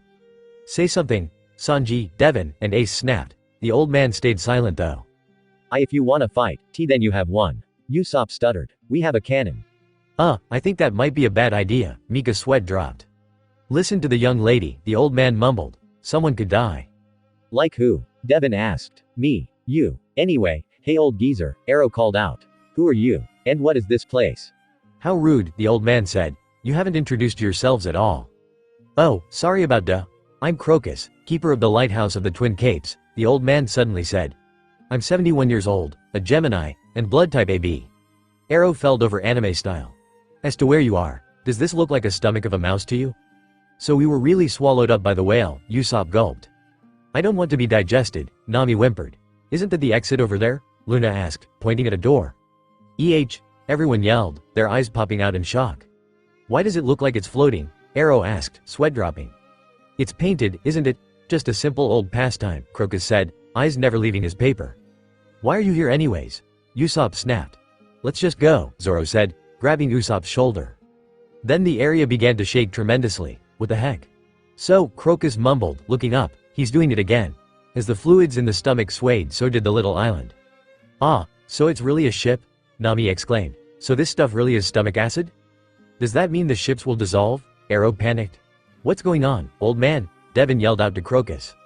The whale is bashing his head against the red line, Crocus answered, again. That would explain the scars on his snout, Oscar mumbled. Does that mean he's suffering? Are you killing the whale? Arrow shouted. Now then, what a nasty way of killing. Now's not the time, we gotta get out of here before this stomach acid dissolves us, Ace said. One Piece. What the? Sabo yelped out, trying to hang on as things began to shake around. Aaggghhh. Luffy hollered as he bounced around. Luffy. Sabo shouted before he chased after the rubber man. One Piece. Meanwhile, two mysterious figures enter a doorway that was inside the whale. They both held guns, their faces showing that they were intended on doing something. Remember Miss Wednesday, said the man, we are here to eliminate the old geezer. Then we'll get the whale. I know, Mr. 9, the woman said. This whale will feed the village. One Piece. Wah! Luffy yelped before smashing into a dead end. He fell into what looked like a sewer of some sort. Huh? Is this a river or something? Luffy questioned. Luffy, Sabo called out before jumping down next to Luffy. Finally, I caught up to you. Hey, Sabo, look at this, Luffy said, pointing at the stomach acid. Sabo looked at it for a moment. How strange. Is this a waterway? He asked. He did get to figure it out as things shook about again, causing him and Luffy to lose balance and slide off. One Piece. Damn it, with that whale moving around, it's hard to get to the exit, Devin grunted, trying to steer the Red Wolf. The old man just jumped into the acid. Usopp called out. What? Sanji shouted, shocked. He's going to get himself dissolved. The ships shook more, almost making them to fall. We have no choice but to row, Ace called out. One Piece. Ready, Miss Wednesday? Mr. 9 asked. On the count of 3. Ready when you are, the blue-haired woman nodded. Wog GHH. The two turned their heads, seeing Luffy and Sabo running down the walkway very, very fast. Shit, we can't stop. Sabo shouted. Luffy exclaimed. Who are they? Miss Wednesday exclaimed. I don't know, Mr. 9 hollered. AAAGGGGHHHH. All four screamed before colliding, bursting through the door and flying. Everyone on the Red Wolf, going merry, and Sonic Dolphin heard the noise and looked up. The stomach acid is below us, Miss Wednesday, Mr. 9 cried. No, Miss Wednesday cried also. Luffy? Sabo? Ace exclaimed, relieved to see his brothers. Oh, you guys are okay, Sabo noticed. In that case, help us, Luffy followed before they fell into the stomach acid. Hold on, who were those two weirdos that just came out with them? Arrow wondered, looking over the railing. The old man's escaping, Usopp exclaimed. Shut up and someone give me a rope, Ace shouted. We need to get my brothers. As they were getting Luffy, Sabo, and the two weird people, they noticed that things have settled down. Placing Miss Wednesday and Mr. 9 against the railing, Luffy and Sabo were given towels to dry off. So, who the heck are they? Zoro asked, pointing at the two stowaways. Hell if I know, Sabo replied, shaking his head a little. Luffy and I crashed into them when we were running down this walkway. I won't let you hurt Laboon for as long as I live. Everyone turned, seeing Crocus standing at the door where Sabo and Luffy the old man. Luffy asked. Suddenly, Miss Wednesday and Mr. 9 stood, chuckling and holding their bazookas. Foo, but now that we're inside the whale, it will be easy to blow hold through the stomach, Mr. 9 declared before he and Miss Wednesday fired their bazookas, making everyone jump. Don't interfere with our whaling business, Miss Wednesday shouted. Crocus, desperate to protect the whale, jumped in the way of the ammo and took the blast before falling into the acid. Ah, he took the attack, Arrow pointed out. So he's actually protecting the whale? Nami noticed. Cease your resistance, Miss Wednesday yelled. No matter how much you protect this whale, our town will make it as our food, Mr. Nine declared. Luffy walked up behind them and bonked the both of them on the head, knocking them out. Both of you are annoying, Luffy grumbled. Everyone's sweat dropped. One Piece. Now the three ships were docked next to Crocus's makeshift island, resting there as Crocus explained the situation. Laboon is an island whale, he began, the largest whale around. These two, he pointed at the now tied up duo, are rouges of a nearby town. Their goal is to hunt Laboon so they could feed from his meat for 2 to 3 years. But I refuse to allow them to do that. As for why Laboon bashes his head on the red line and bellows while facing Reverse Mountain, there is a perfectly good explanation for that. A long time ago, a pirate crew came to the lighthouse. Among them was a baby whale. That baby whale was Laboon. They had tried to leave him behind so he didn't have to face the dangers of the Grand Line, but Laboon followed them anyways. Island whales usually follow their pod, but to Laboon, those pirates were his pod. After their ship was fixed, their captain had asked me to take care of Laboon, promising that they would return after traveling through the Grand Line. Laboon understood their intention and stayed here, waiting. So that's why he does that, Mika whispered. That was 50 years ago, Crocus said. Everyone was shocked. Bououhh. He still believes they'll come back, One Piece. It surprises me how you were able to make a waterway in here, Mr. Crocus, Sabo said, looking around. They were currently on the way to the exit with Crocus as their guide. Just a hobby for a doctor's mind, Crocus simply said. You're a doctor? Cool, we need a doctor. Luffy smiled as they were approaching. Want to join the crew? No, Crocus shook his head. He climbed up the ladder. I am too old for such adventures now. That's for the youngsters now. So, why do you live inside the whale? Nami asked. Because treating a whale this big would be impossible from the outside, Crocus answered, opening the exit. The ship slipped through the gate and floated into the real ocean. Yosh, we can actually see the sea now, Luffy chuckled. Hey, do you want me to throw off these two? Oscar asked, pointing at Mr. Nine and Miss Wednesday. Do whatever, Sabo answered. Okay. Oscar threw them off the ship. The two gasped as they emerged from the water. So who the hell are you two? Luffy asked, leaning from the railing. None of your business. They snapped. Hold it. They may be useful in the future, Miss Wednesday, Mr. Nine pointed. True, Mr. Nine. Our organization may have use of you in the future, so be prepared, Miss Wednesday pointed out. Bye-bye, babe. They hollered as they swan away. Is it a good idea to let them go? Luna asked. Even if we didn't, I'm pretty sure more would replace them, Devin answered the little girl. He looked at Laboon. Poor guy. It's been 50 years. Doesn't he know that they're dead by now? The truth is far more cruel, Crocus said, gaining everyone's attention. They have left the Grand Line. So they just left him? Nami exclaimed. That's horrible, Mika said. I know, Crocus said. Whether they survived or not, they didn't come back here. So they were cowards, Arrow hissed, actually looking serious. How could they? Usopp yelled. He's been waiting for them for 50 years. How can they be so cruel? Luna sniffled, trying to contain the tears in her eyes. Laboon can perfectly understand you, Mika said. Haven't you told him? I have, but he wouldn't listen, Crocus sighed, remembering what happened. Ever since then, he bellowed at Reverse Mountain and bashed his head at the red line. He has stubbornly convinced himself that his friends are behind that wall and that they'll return soon. No matter how many times I told him the truth, he refuses to accept the truth. Poor Laboon, Luna sniffed, wiping her tears away as Mika rubbed her back. He's originally from the West Blue, Crocus continued, which at the other side of the red line. It's too late for him to return there. So his only hope is the very friends that came with him here. Now that I think about it, Ace started, they betrayed you, too. Why don't you leave him be? Take a look at his scars, Crocus pointed. If he continues to bash his head so recklessly against the wall, he'll die. We had an odd relationship, but he's my companion that I lived with for 50 years. I just can't bring myself to let him die in such a way.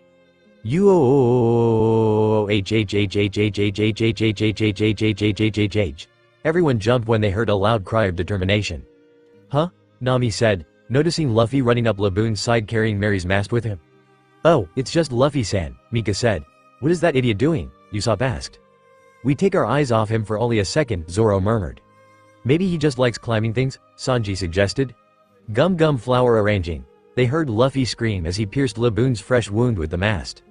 What kind of move is that? Oscar's sweat dropped.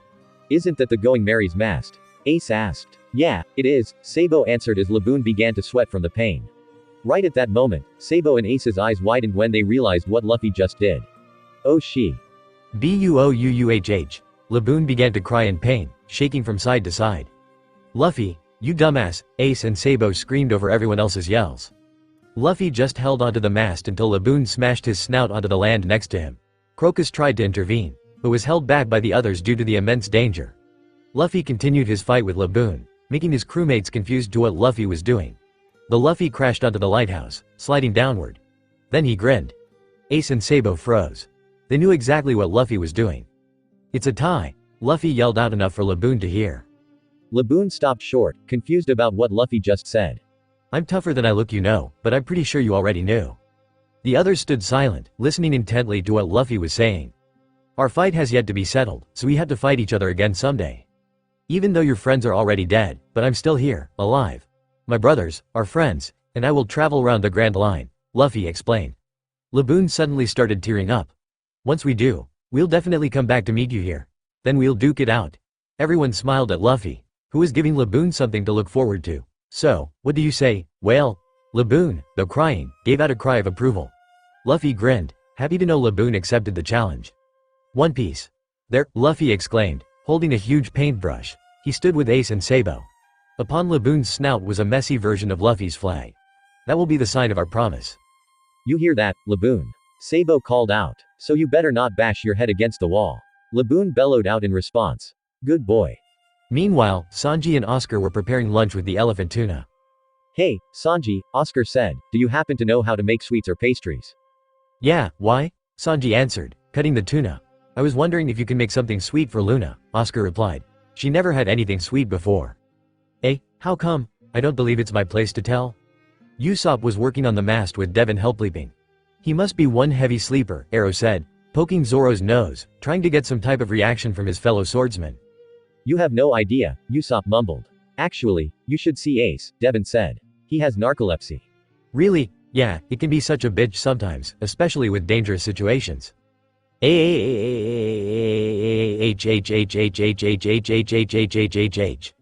scream that distinctively sounded like Nami rang out. Mika and Luna, who were next to Nami, jumped at the scream. "Nami-chan," Mika said, worried. "Is everything alright, Nami-swan?" Sanji and Oscar asked as they came with the food. Everyone, except for Zoro, came over as soon as the food was set. "The compass is broken," Nami shouted, showing the compass.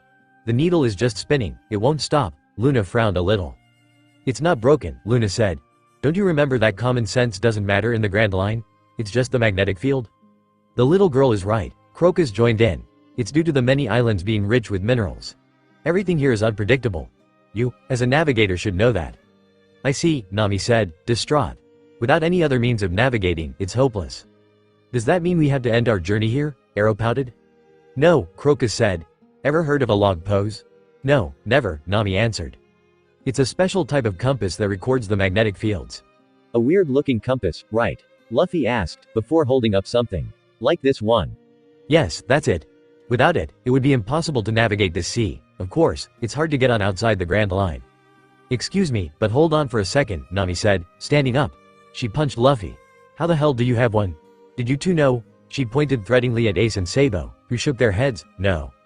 Those two weirdos from before accidentally left it on our ship," Luffy answered, handing it over to Nami. "Oh, them?" Nami muttered, looking at the log pose. "So this a log pose. How come it doesn't have any markings?" "Each island has its own magnetic field," Crocus explained. "So you have to record the magnetic field between any two islands before progressing further. The log pose is the only reliable source of navigating through these waters. From here, you'll choose one out of 7 magnetic fields. But no matter what island you go to, they will converge to one island. The island that was discovered only by the Pirate King and his crew, Raftel." "You mean that the One Piece is there?" Usopp asked, excited. "Who knows? It's most likely a theory since no has reached it to find out." "Well, we can see for ourselves when we get there," Luffy grinned, biting on the fishbone. "Where do we go now? I just finished eating and all." That was when they noticed all the food was gone. Ace and Sabo faced palmed. Remember Luffy's black hold of a stomach? Sanji twitched, and kicked Luffy, yelling at him that the food was for the girls to enjoy. Nami, who didn't notice, put up the log pose at the wrong time, resulting in it getting broken when Luffy flew by. Nami stared into space for a moment before kicking the two idiots into the sea. "Those idiots," Nami groaned, looking at the now broken log pose. "Great, what are we going to do now?" Oscar asked. "Don't worry about it," Crocus said, holding up another log pose. I'll give you mine as thanks for helping Laboon. Really? Thank you so much, Nami squealed, taking the log pose. Near the edge, 4 people came out from the ocean. Beside Luffy and Sanji, there was also Miss Wednesday and Mr. 9. When those two came up, they asked for a favor. You want us to take you to Whiskey Peak? Ace asked. Please, we'll do anything, they both cried. Well, we accidentally broke our log pose, Nami said, holding up the broken one. You still want to come? Wait, isn't that ours? Mr. 9 screeched. How dare you take advantage of our misfortune when you're misfortune yourselves? Miss Wednesday shrieked. Oh wait, Crocus gave us a new one. Nami giggled a little with Mika and Luna giggling also. We beseech your kindness, they bowed, realizing that she was toying with them. I guess they can come if they want to, Luffy said. Well, I guess it's alright, Sabo shrugged. But try anything that goes against us, we'll throw you two overboard. Are we clear? Yes sir, they said, though they were inwardly snickering. Well, we must be going then, Mika said, picking up Luna. As soon as they got things prepared, they were on their ships, ready to sail. We'll see you later, Flower Gramps, Luffy said. Are you sure you want to go to Whiskey Peak? They have a bunch of ruffians, Crocus asked. You can choose another route. We'll be fine, Ace grinned. If we're not satisfied, we can just turn around and go a different route. I see. Well, thanks for the log pose, old geezer, Arrow chuckled. Bye, and off they went. We're going whale. Luffy shouted to Laboon. Buawa. Don't forget his promise or else I'll burn you to a crisp, Ace lightly threatened. Crocus watched as they left Reverse Mountain. They sure are strange, he muttered to himself. Especially that boy with the straw hat. I think these are the pirates we were looking for. Don't you think so, Roger? Achoo? Luna sneezed. Excuse me. Don't be, Sabo said, putting a coat over Luna. It is snowing quite a lot. Sabo, look. Sabo turned to see that Luffy had built a snowman. The man who fell from the sky, Mr. Snowman. Sabo chuckled at Luffy's childish behavior. It looks nice, Luffy, Sabo grinned. What's a snowman? Luna asked. How about I show you make one? Alright, but should we worry about that? Sabo turned to the Going Merry again to see Luffy and Usopp in some type of fight. A childish one to be exact. Nope, Sabo answered. How can those two play about when it's so cold? Nami muttered to herself from her spot. Just then, Ace jumped onto the ship. He was still wearing his regular clothing. How the hell is he not cold? Hey, Luffy, come here, Ace called out, holding his arms out in a hugging position. Luffy grinned and pounced onto Ace. He giggled as he nuzzled Ace. You're so warm, Luffy laughed. Ace grinned. Just then, lightning flashed, surprising everyone. What the? Ah, Nami screamed. Guys, we had to turn the ships. What? Why? Luffy asked, still hugging a very warm Ace. The ships are turning away from our destination, Nami shouted. You're really underestimating the Grand Line, Mr. 9 muttered. You can't trust what you see here when it comes to the weather, Miss Wednesday said. The only thing you can trust is your log pose. Why don't you two make yourselves useful? Nami nagged, kicking the two out of the cabin. She turned to the others. Come on before we lose the wind. Right. Wake up, Zoro. We have an emergency, Arrow hollered, trying to wake the green-haired swordsman. Things were not easy for them as the climate was randomly changing around them and the ships. They rushed about, trying to get back on course. Though it was very difficult, things were finally calm, but everyone was on the floor, exhausted. Zoro yawned as he stood. What a nice nap, he yawned before noticing how everyone was. Guys, I know things are calm, but you shouldn't be so lazy. You bastard, they all thought. Say, what are these two doing here? Zoro asked, pointing at their two passengers. Oh yeah, you were asleep, Devin mumbled, getting up. They asked us to take them to their town. Why? It's not like we're obligated to do that. We know, Luffy butted in.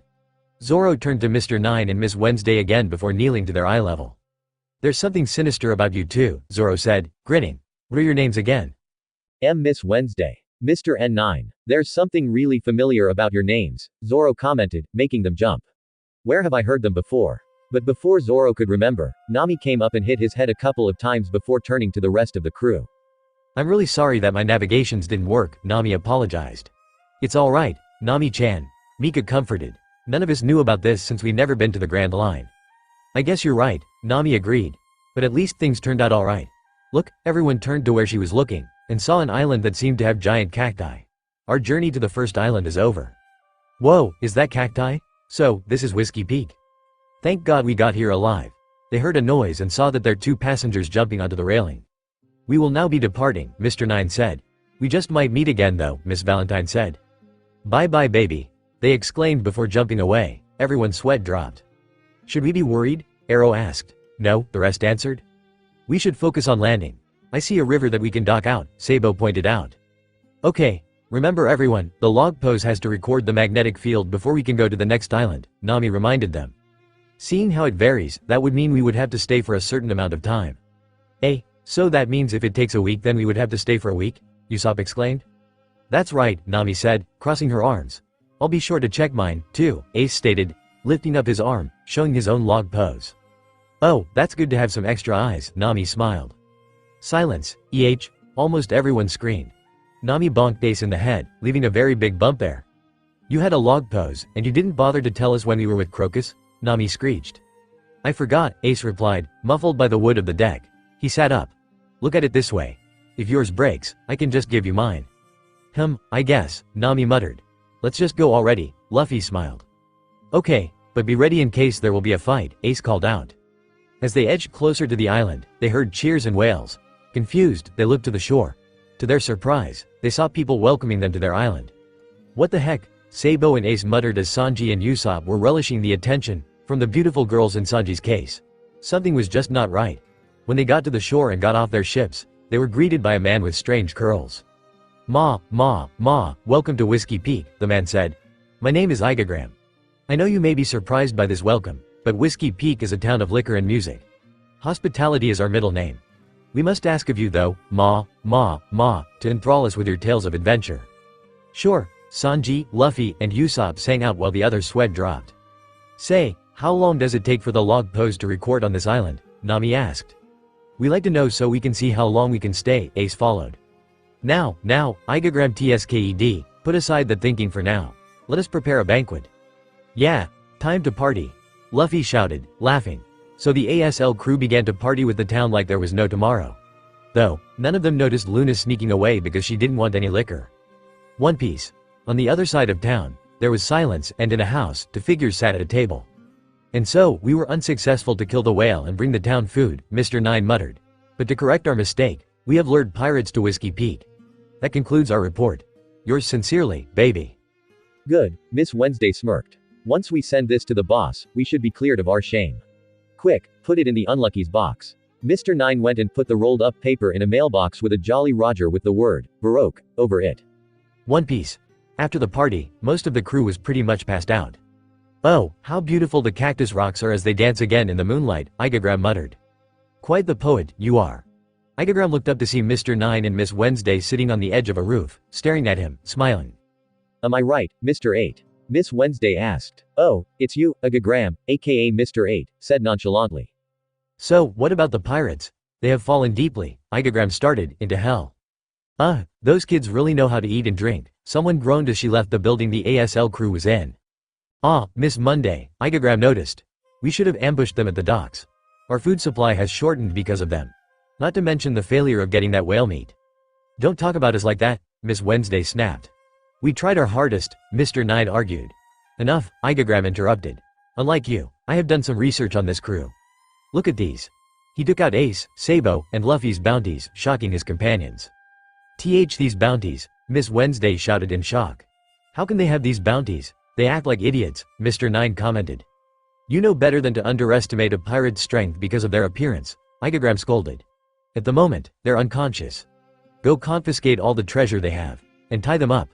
We'll lose some reward money if we kill them. The government would rather do public executions on criminals anyway. Ma, it's better to let them sleep. Yeah, they really got tired from that party. So, best not to wake. Fore looked up, and saw Zoro, Luna, and Devin looking down at them. Mr. 8, Miss Monday. 3 of the crew is missing. They heard their associates yell. How you 3 were supposed to be knocked out, Igram stated. A true swordsman never allows alcohol to take control of himself, Zoro stated proudly. I'm 11. I don't drink such things, Luna pointed out with a tilt of her head. My body is able to cancel out the alcohol, Devin smirked. You know what these guys are, right Zoro? Yep, Zoro answered. This is a den full of bounty hunters. They take advantage of overconfident rookies entering the Grand Line. Standing up, Zoro took out Wado Ichimonji. You guys will be fine opponents for us, Baroque Works.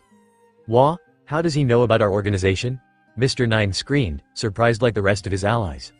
When I was still a bounty hunter, a certain organization tried to recruit me, Zoro explained. Of course, I refused. An organization whose members don't know anything about the other's identities and must refer each other by code names. Even the boss's identity and location is a mystery. An organization that asks for complete obedience from their members. Baroque Works. Was that supposed to be a secret? He knows about our secret, Igram growled lightly, and he told his 2 companions about it. We must eliminate them. 3 more tombstones must be added to the cactus rock tonight. Get them. But then they noticed that they were gone. They're gone, Mr. 9 exclaimed. Where did they go? Igram asked. Then they noticed that the 3 were in the midst of their crowd. So, how do you guys want to split this? Zoro asked casually. I'll take the middle, Luna said. I'm taking right, Devin answered. Alright then. Shall we begin? Zoro asked, grinning. The bounty hunters tried to shoot them, but due to their speed, they accidentally hit each other. You fools, they disappeared again. They're too fast. Igram shouted. Suddenly, a blade, a gun, and a hand appeared close by his head. Are you sure you want to add 3 new tombstones? Zoro taunted. There they are. Get them. Wait, you fools? Igram panicked. Are you planning to shoot me too? The bounty hunters took aim.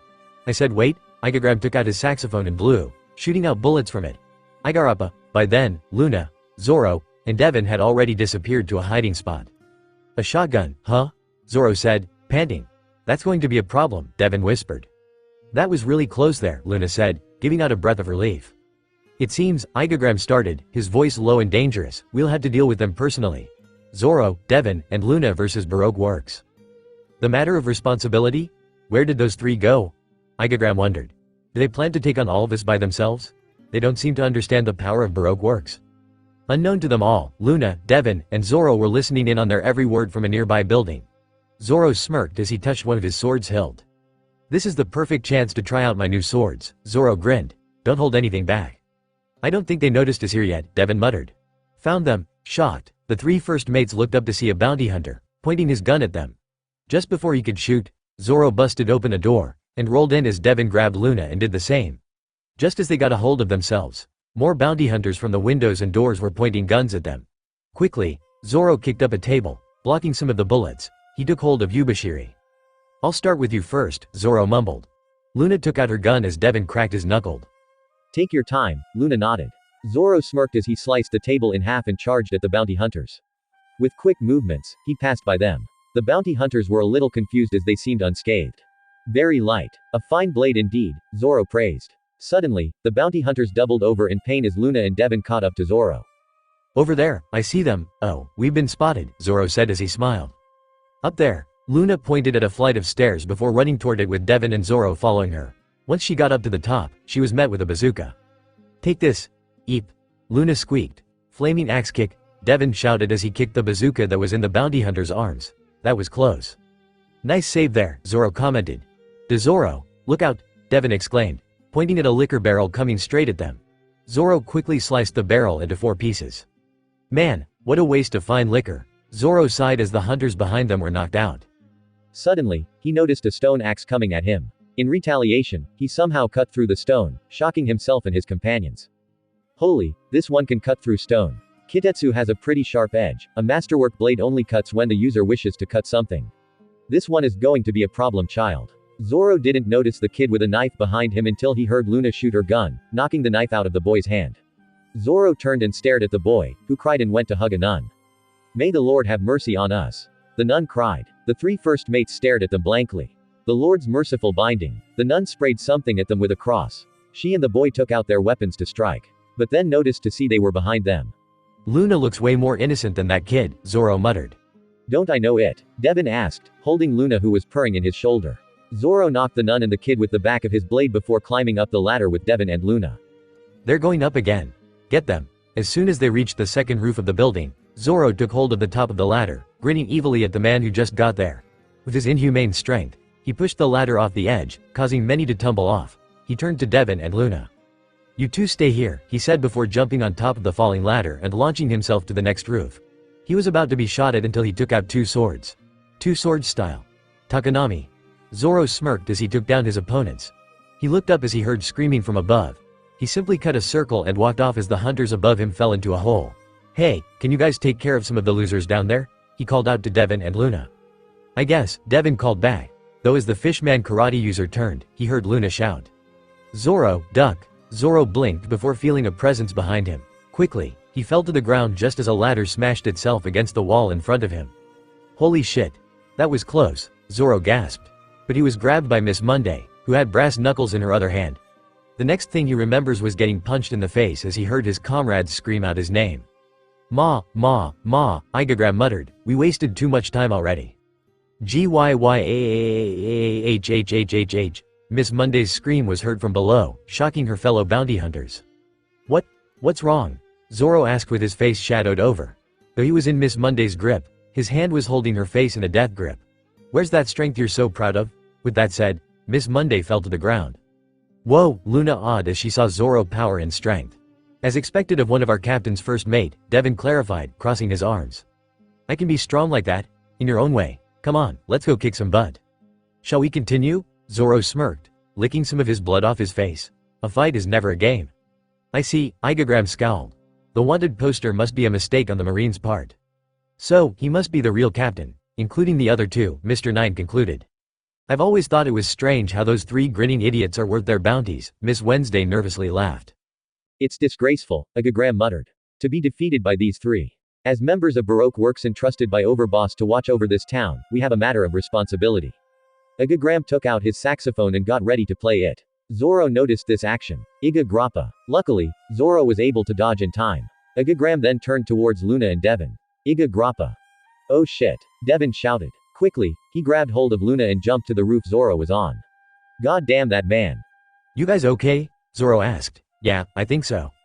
Miss Wednesday, now's our chance, Mr. Nine said before jumping up the building.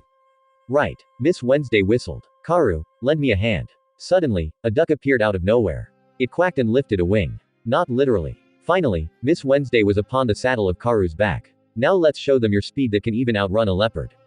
Quack. Karu squawked, but who the hell told you to sit down? Miss Wednesday scolded, hitting her duck at the back of his head.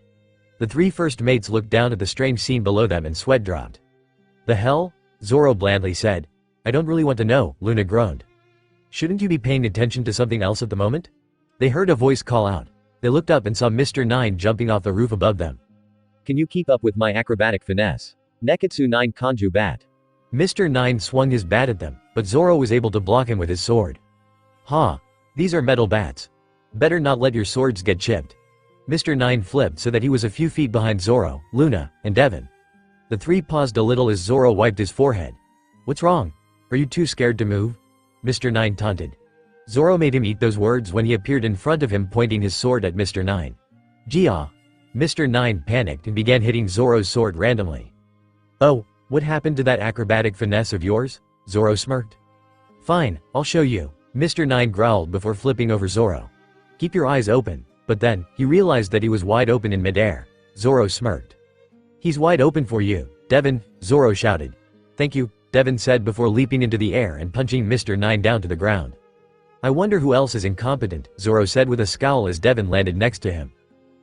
Zoro, Luna said, pointing at a certain blue-hair woman on a duck. If you want someone who is competent, then look no further. You three best prepare yourselves, Miss Wednesday shouted. Gaze deeply at my body. While Zoro and Devon were confused, Luna took the time to cover her eyes. Miwik Memai dance. Due to the many circles on heaven and Zoro suddenly got a massive headache and fell to the ground. Fufu. Such good boys. Now, she took out a string with a small blade, for the finish. Kujaki slasher. Spinning the string blade, Karu ran forward, in the wrong direction. You're going the wrong way. Miss Wednesday yelled, hitting the duck at the back of the head. As she kept scolding the duck, the three first mates' sweat dropped. This is unbelievable, Devon groaned. I'm really embarrassed that we had to fight these guys, Zoro twitched. We get what we get, Luna sighed. They heard a sound and quickly dodged. Iga grappa. Igram began shooting at them. Zoro quickly cut open a hole and dragged Devon and Luna down with him. Cutting a hole to save you and your friends, Igram said. How futile. He watched as the three ran out of the first floor of the building. I shall show you the true terror of my strength. Meanwhile, Zoro, Luna, and Devon were in an alley, trying to catch their breath. We gotta do something about that shotgun, Luna panted. We got to close that gap so Zoro can get a hit. How the hell are we going to do that though? Zoro asked her. The three noticed Mr. Nine emerge from a pile of rubble. How dare you harm me to this extent? You won't be forgiven. Maybe I should have punched him harder, Devon muttered. Kato-base Shikomi bat. Mr. Nine shot out a rope from his bat and it wrapped itself around Luna. Huh? Luna squeaked. Luna, her two crewmates shouted. Now I have captured one of your friends, Mr. 9 laughed as he tightened the rope around his arm. Now Mr. 8. Finish them off. Devin and Zoro were about to move to help Luna, but were interrupted by Miss Wednesday. Not so fast, she said, pointing a sword at an unconscious fat Luffy. Move a muscle and your friend gets it. Good job, Miss Wednesday. They won't be able to do anything now, Mr. 9 cackled. Idiot, Zoro hissed. The least he could do is wake up before becoming a hostage. Up on the roof, Mr. 8 pulled his bow tie, causing 6 guns to come out of his curled hair, preparing for fire. Guys, Luna squeaked, sweat dropping. Preparation complete. What the fuck? Zoro shouted. How is that even possible? Devin asked to no one in particular. You gotta love cartoon anime logic. They never go with reality. Igram yelled as he pulled his tie, firing the guns. I'll get Luffy. You take care of those two, Devin said before charging at a now startled Miss Wednesday. Zoro quickly grabbed Luna.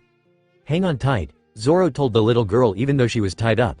He pulled at the iron ropes, causing Mr. 9 to surge forward in the path of the shoot projectiles. Mr. 9 was hit and smoke rose. Zoro quickly cut the rope off of Luna just as Mr. 9 came falling down. Zoro then swung the man towards Miss Wednesday and her duck, who were too shocked to see Devin dragging Luffy away. The unconscious Mr. 9 crashed into Miss Wednesday and Karoo, causing all three to fly back.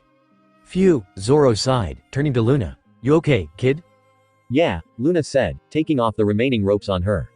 The both heard a click and looked up to realize their last problem. Igarappa. Zoro grabbed the albino and jumped out of the way of the shooting range. Once they landed, Zoro put Luna down and ran towards Luffy. I'm going to be borrowing your stomach, Luffy, Zoro shouted before jumping onto the big belly of the rubber captain. Igram saw this and raised an eyebrow. What is he? With the support of Luffy's belly, Zoro rocketed towards Igram and cut him across his chest. Once the curly hair man was down and Zoro had landed on his feet, the 3 first mates gave out a breath of relief. Finished, they unexpectedly said at the same time. In the silence on the night, a certain rubbery captain woke up, unaware of his surroundings. Huh? How did I get out here? Luffy burped, looking around. Blah, my stomach doesn't feel good, but I'm so sleepy. Luffy gave out a yawn. I'll just go back to sleep. One Piece. Meanwhile, some of the bounty hunters were running from the village.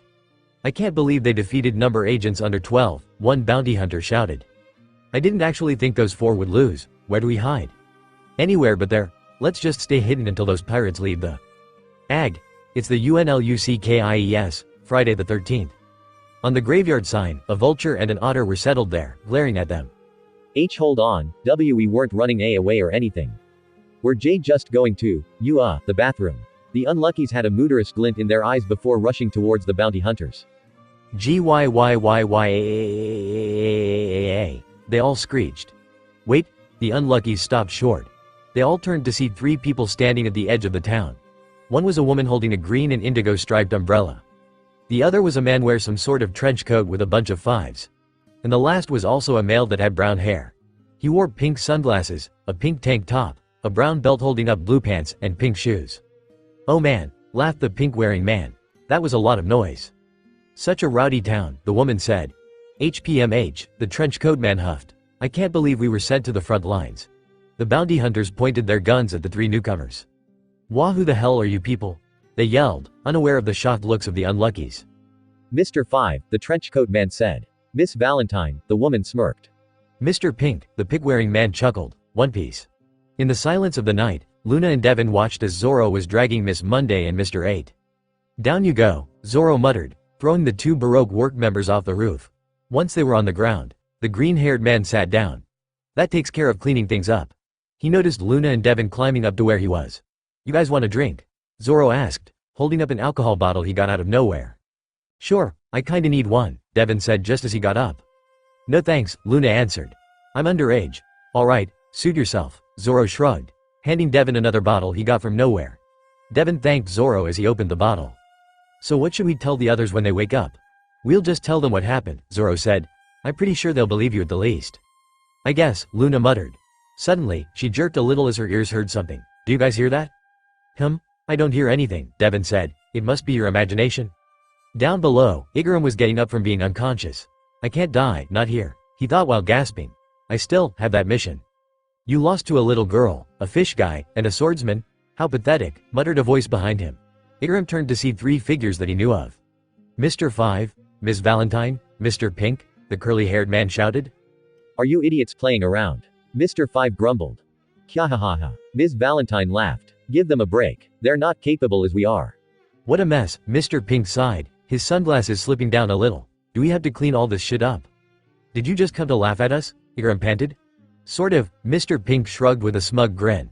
Kyahahaha, we're here for business obviously, Ms. Valentine followed. Well, then, Mr. Nine gasped, struggling to stay up. With the three of you with us, those pirates won't stand a chance. That's right, Ms. Wednesday replied. So please go crush them. Then the three higher agents gave a dark look to the downed lower agents. Don't joke around, Mr. Five snarled. Igram and Ms. Wednesday froze in shock while Mr. Nine looked confused. You think we're backing you up?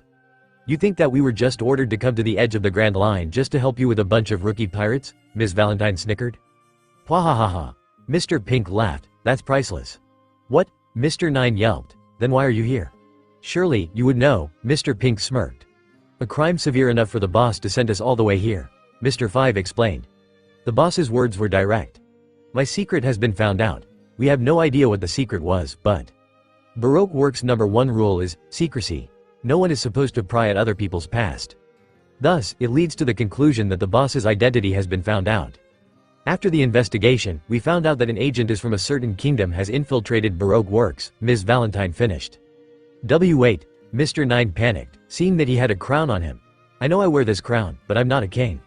We know that, dumbass, Mr. Pink face palmed. Ms. Wednesday had a stern look on her face as her duck quacked.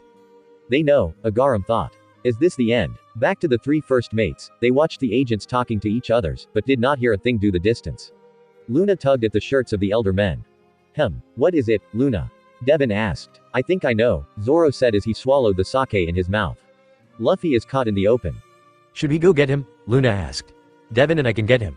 You stay here. I'm not sure if this will get ugly or not, so it's better safe than sorry, Zoro clarified. Fine, Luna grumbled, disappointed that she might miss some action. Back to the agents, Mr. Five leered down at the fallen agents. The name of the spy, he began, is the Alabasta Kingdoms. Die, Igram screamed, firing at Mr. Five. Igarappa, I won't let you harm her. I swear it on my honor as the head of Alabasta's royal guard. Mr. 8, Mr. 9 shouted, confused. Igram, Ms. Wednesday yelled. Igram, please run away, Igram yelled out to Ms. Wednesday. But it was too late as they saw Ms. Valentine above Ms. Wednesday. How futile, she laughed before dropping down and cracking the bind that held Ms. Wednesday's hair up. Ah! Ms. Wednesday yelped before trying to attack Ms. Valentine, who flew away before the blue hair woman kid and laughed away. Ms. Wednesday heard an explosion close by and turned just as Igram fell. Igram, no. The name of the spy, Mr. Five said from the flames, is Igram, head of the Alabasta Kingdom's royal guards. And you Ms. Wednesday, Mr. Pink snickered, are the second spy, the princess of Alabasta, Nefertari Vivi. Why you, Ms. Wednesday, now identified as Vivi, gritted out through her teeth. You were a princess, Miss Wednesday? Mr. Nine yelled, bowing down. Now's not the time, Mr. Nine. While that was happening, none of them seemed to be aware of Zoro and Devin dragging a certain rubbery captain. We're having a pretty strange night, aren't we? Devin asked. I'm pretty sure we're going to have more of them, Zoro replied, before saying, don't mind us, and keep on fighting among yourselves. Under the boss's order, Mr. Five began, picking his nose, we are to eliminate the both of you. Don't underestimate me, Vivi shouted, taking out her weapon. But then Mr. Nine stepped in front of her, confusing her. Though, I am not sure what is going on, Mr. Nine started, but you are still my comrade in arms that I've been with for a long time. You run away while I hold them off. Mr. Nine. Bye-bye baby. Neketsu 9 Konjubat. Mr. 9, I'll take care of him, Mr. Pink said, don't waste your boogers. Did I just hear him right? Zoro asked. Know your limits, douchebag, Mr. Pink smirked as his feet turned into what looked like ostrich feet. Gamely double kick. Mr. Pink jumped up and gave 2 hard kicks at Mr. 9, making him fly back. Zoro and Devin looked in shock. Damn, Devin said, those are some legs. Zoro looked at him with a creeped out face. Not like that, you idiot. Suddenly, both first mates' fankles. Gah. You again? Zoro shouted, noticing it was Igram. You too, knowing your strengths, please let me make a request, Igram begged. Let go, just because you're trying to suck up to us, doesn't mean we're going to help, Zoro snapped. Those two are devil fruit users. I don't have the power to stop them. Please protect the princess in my place, I beg of you. Vivi quickly jumped onto Kuru. Run, Kuru. Quack, Kuru cawed before running. Oh, she ran away, Ms. Valentine giggled. She can't escape us, Mr. Five said. Pwahahaha, laughed. Last one to her is a rotten egg.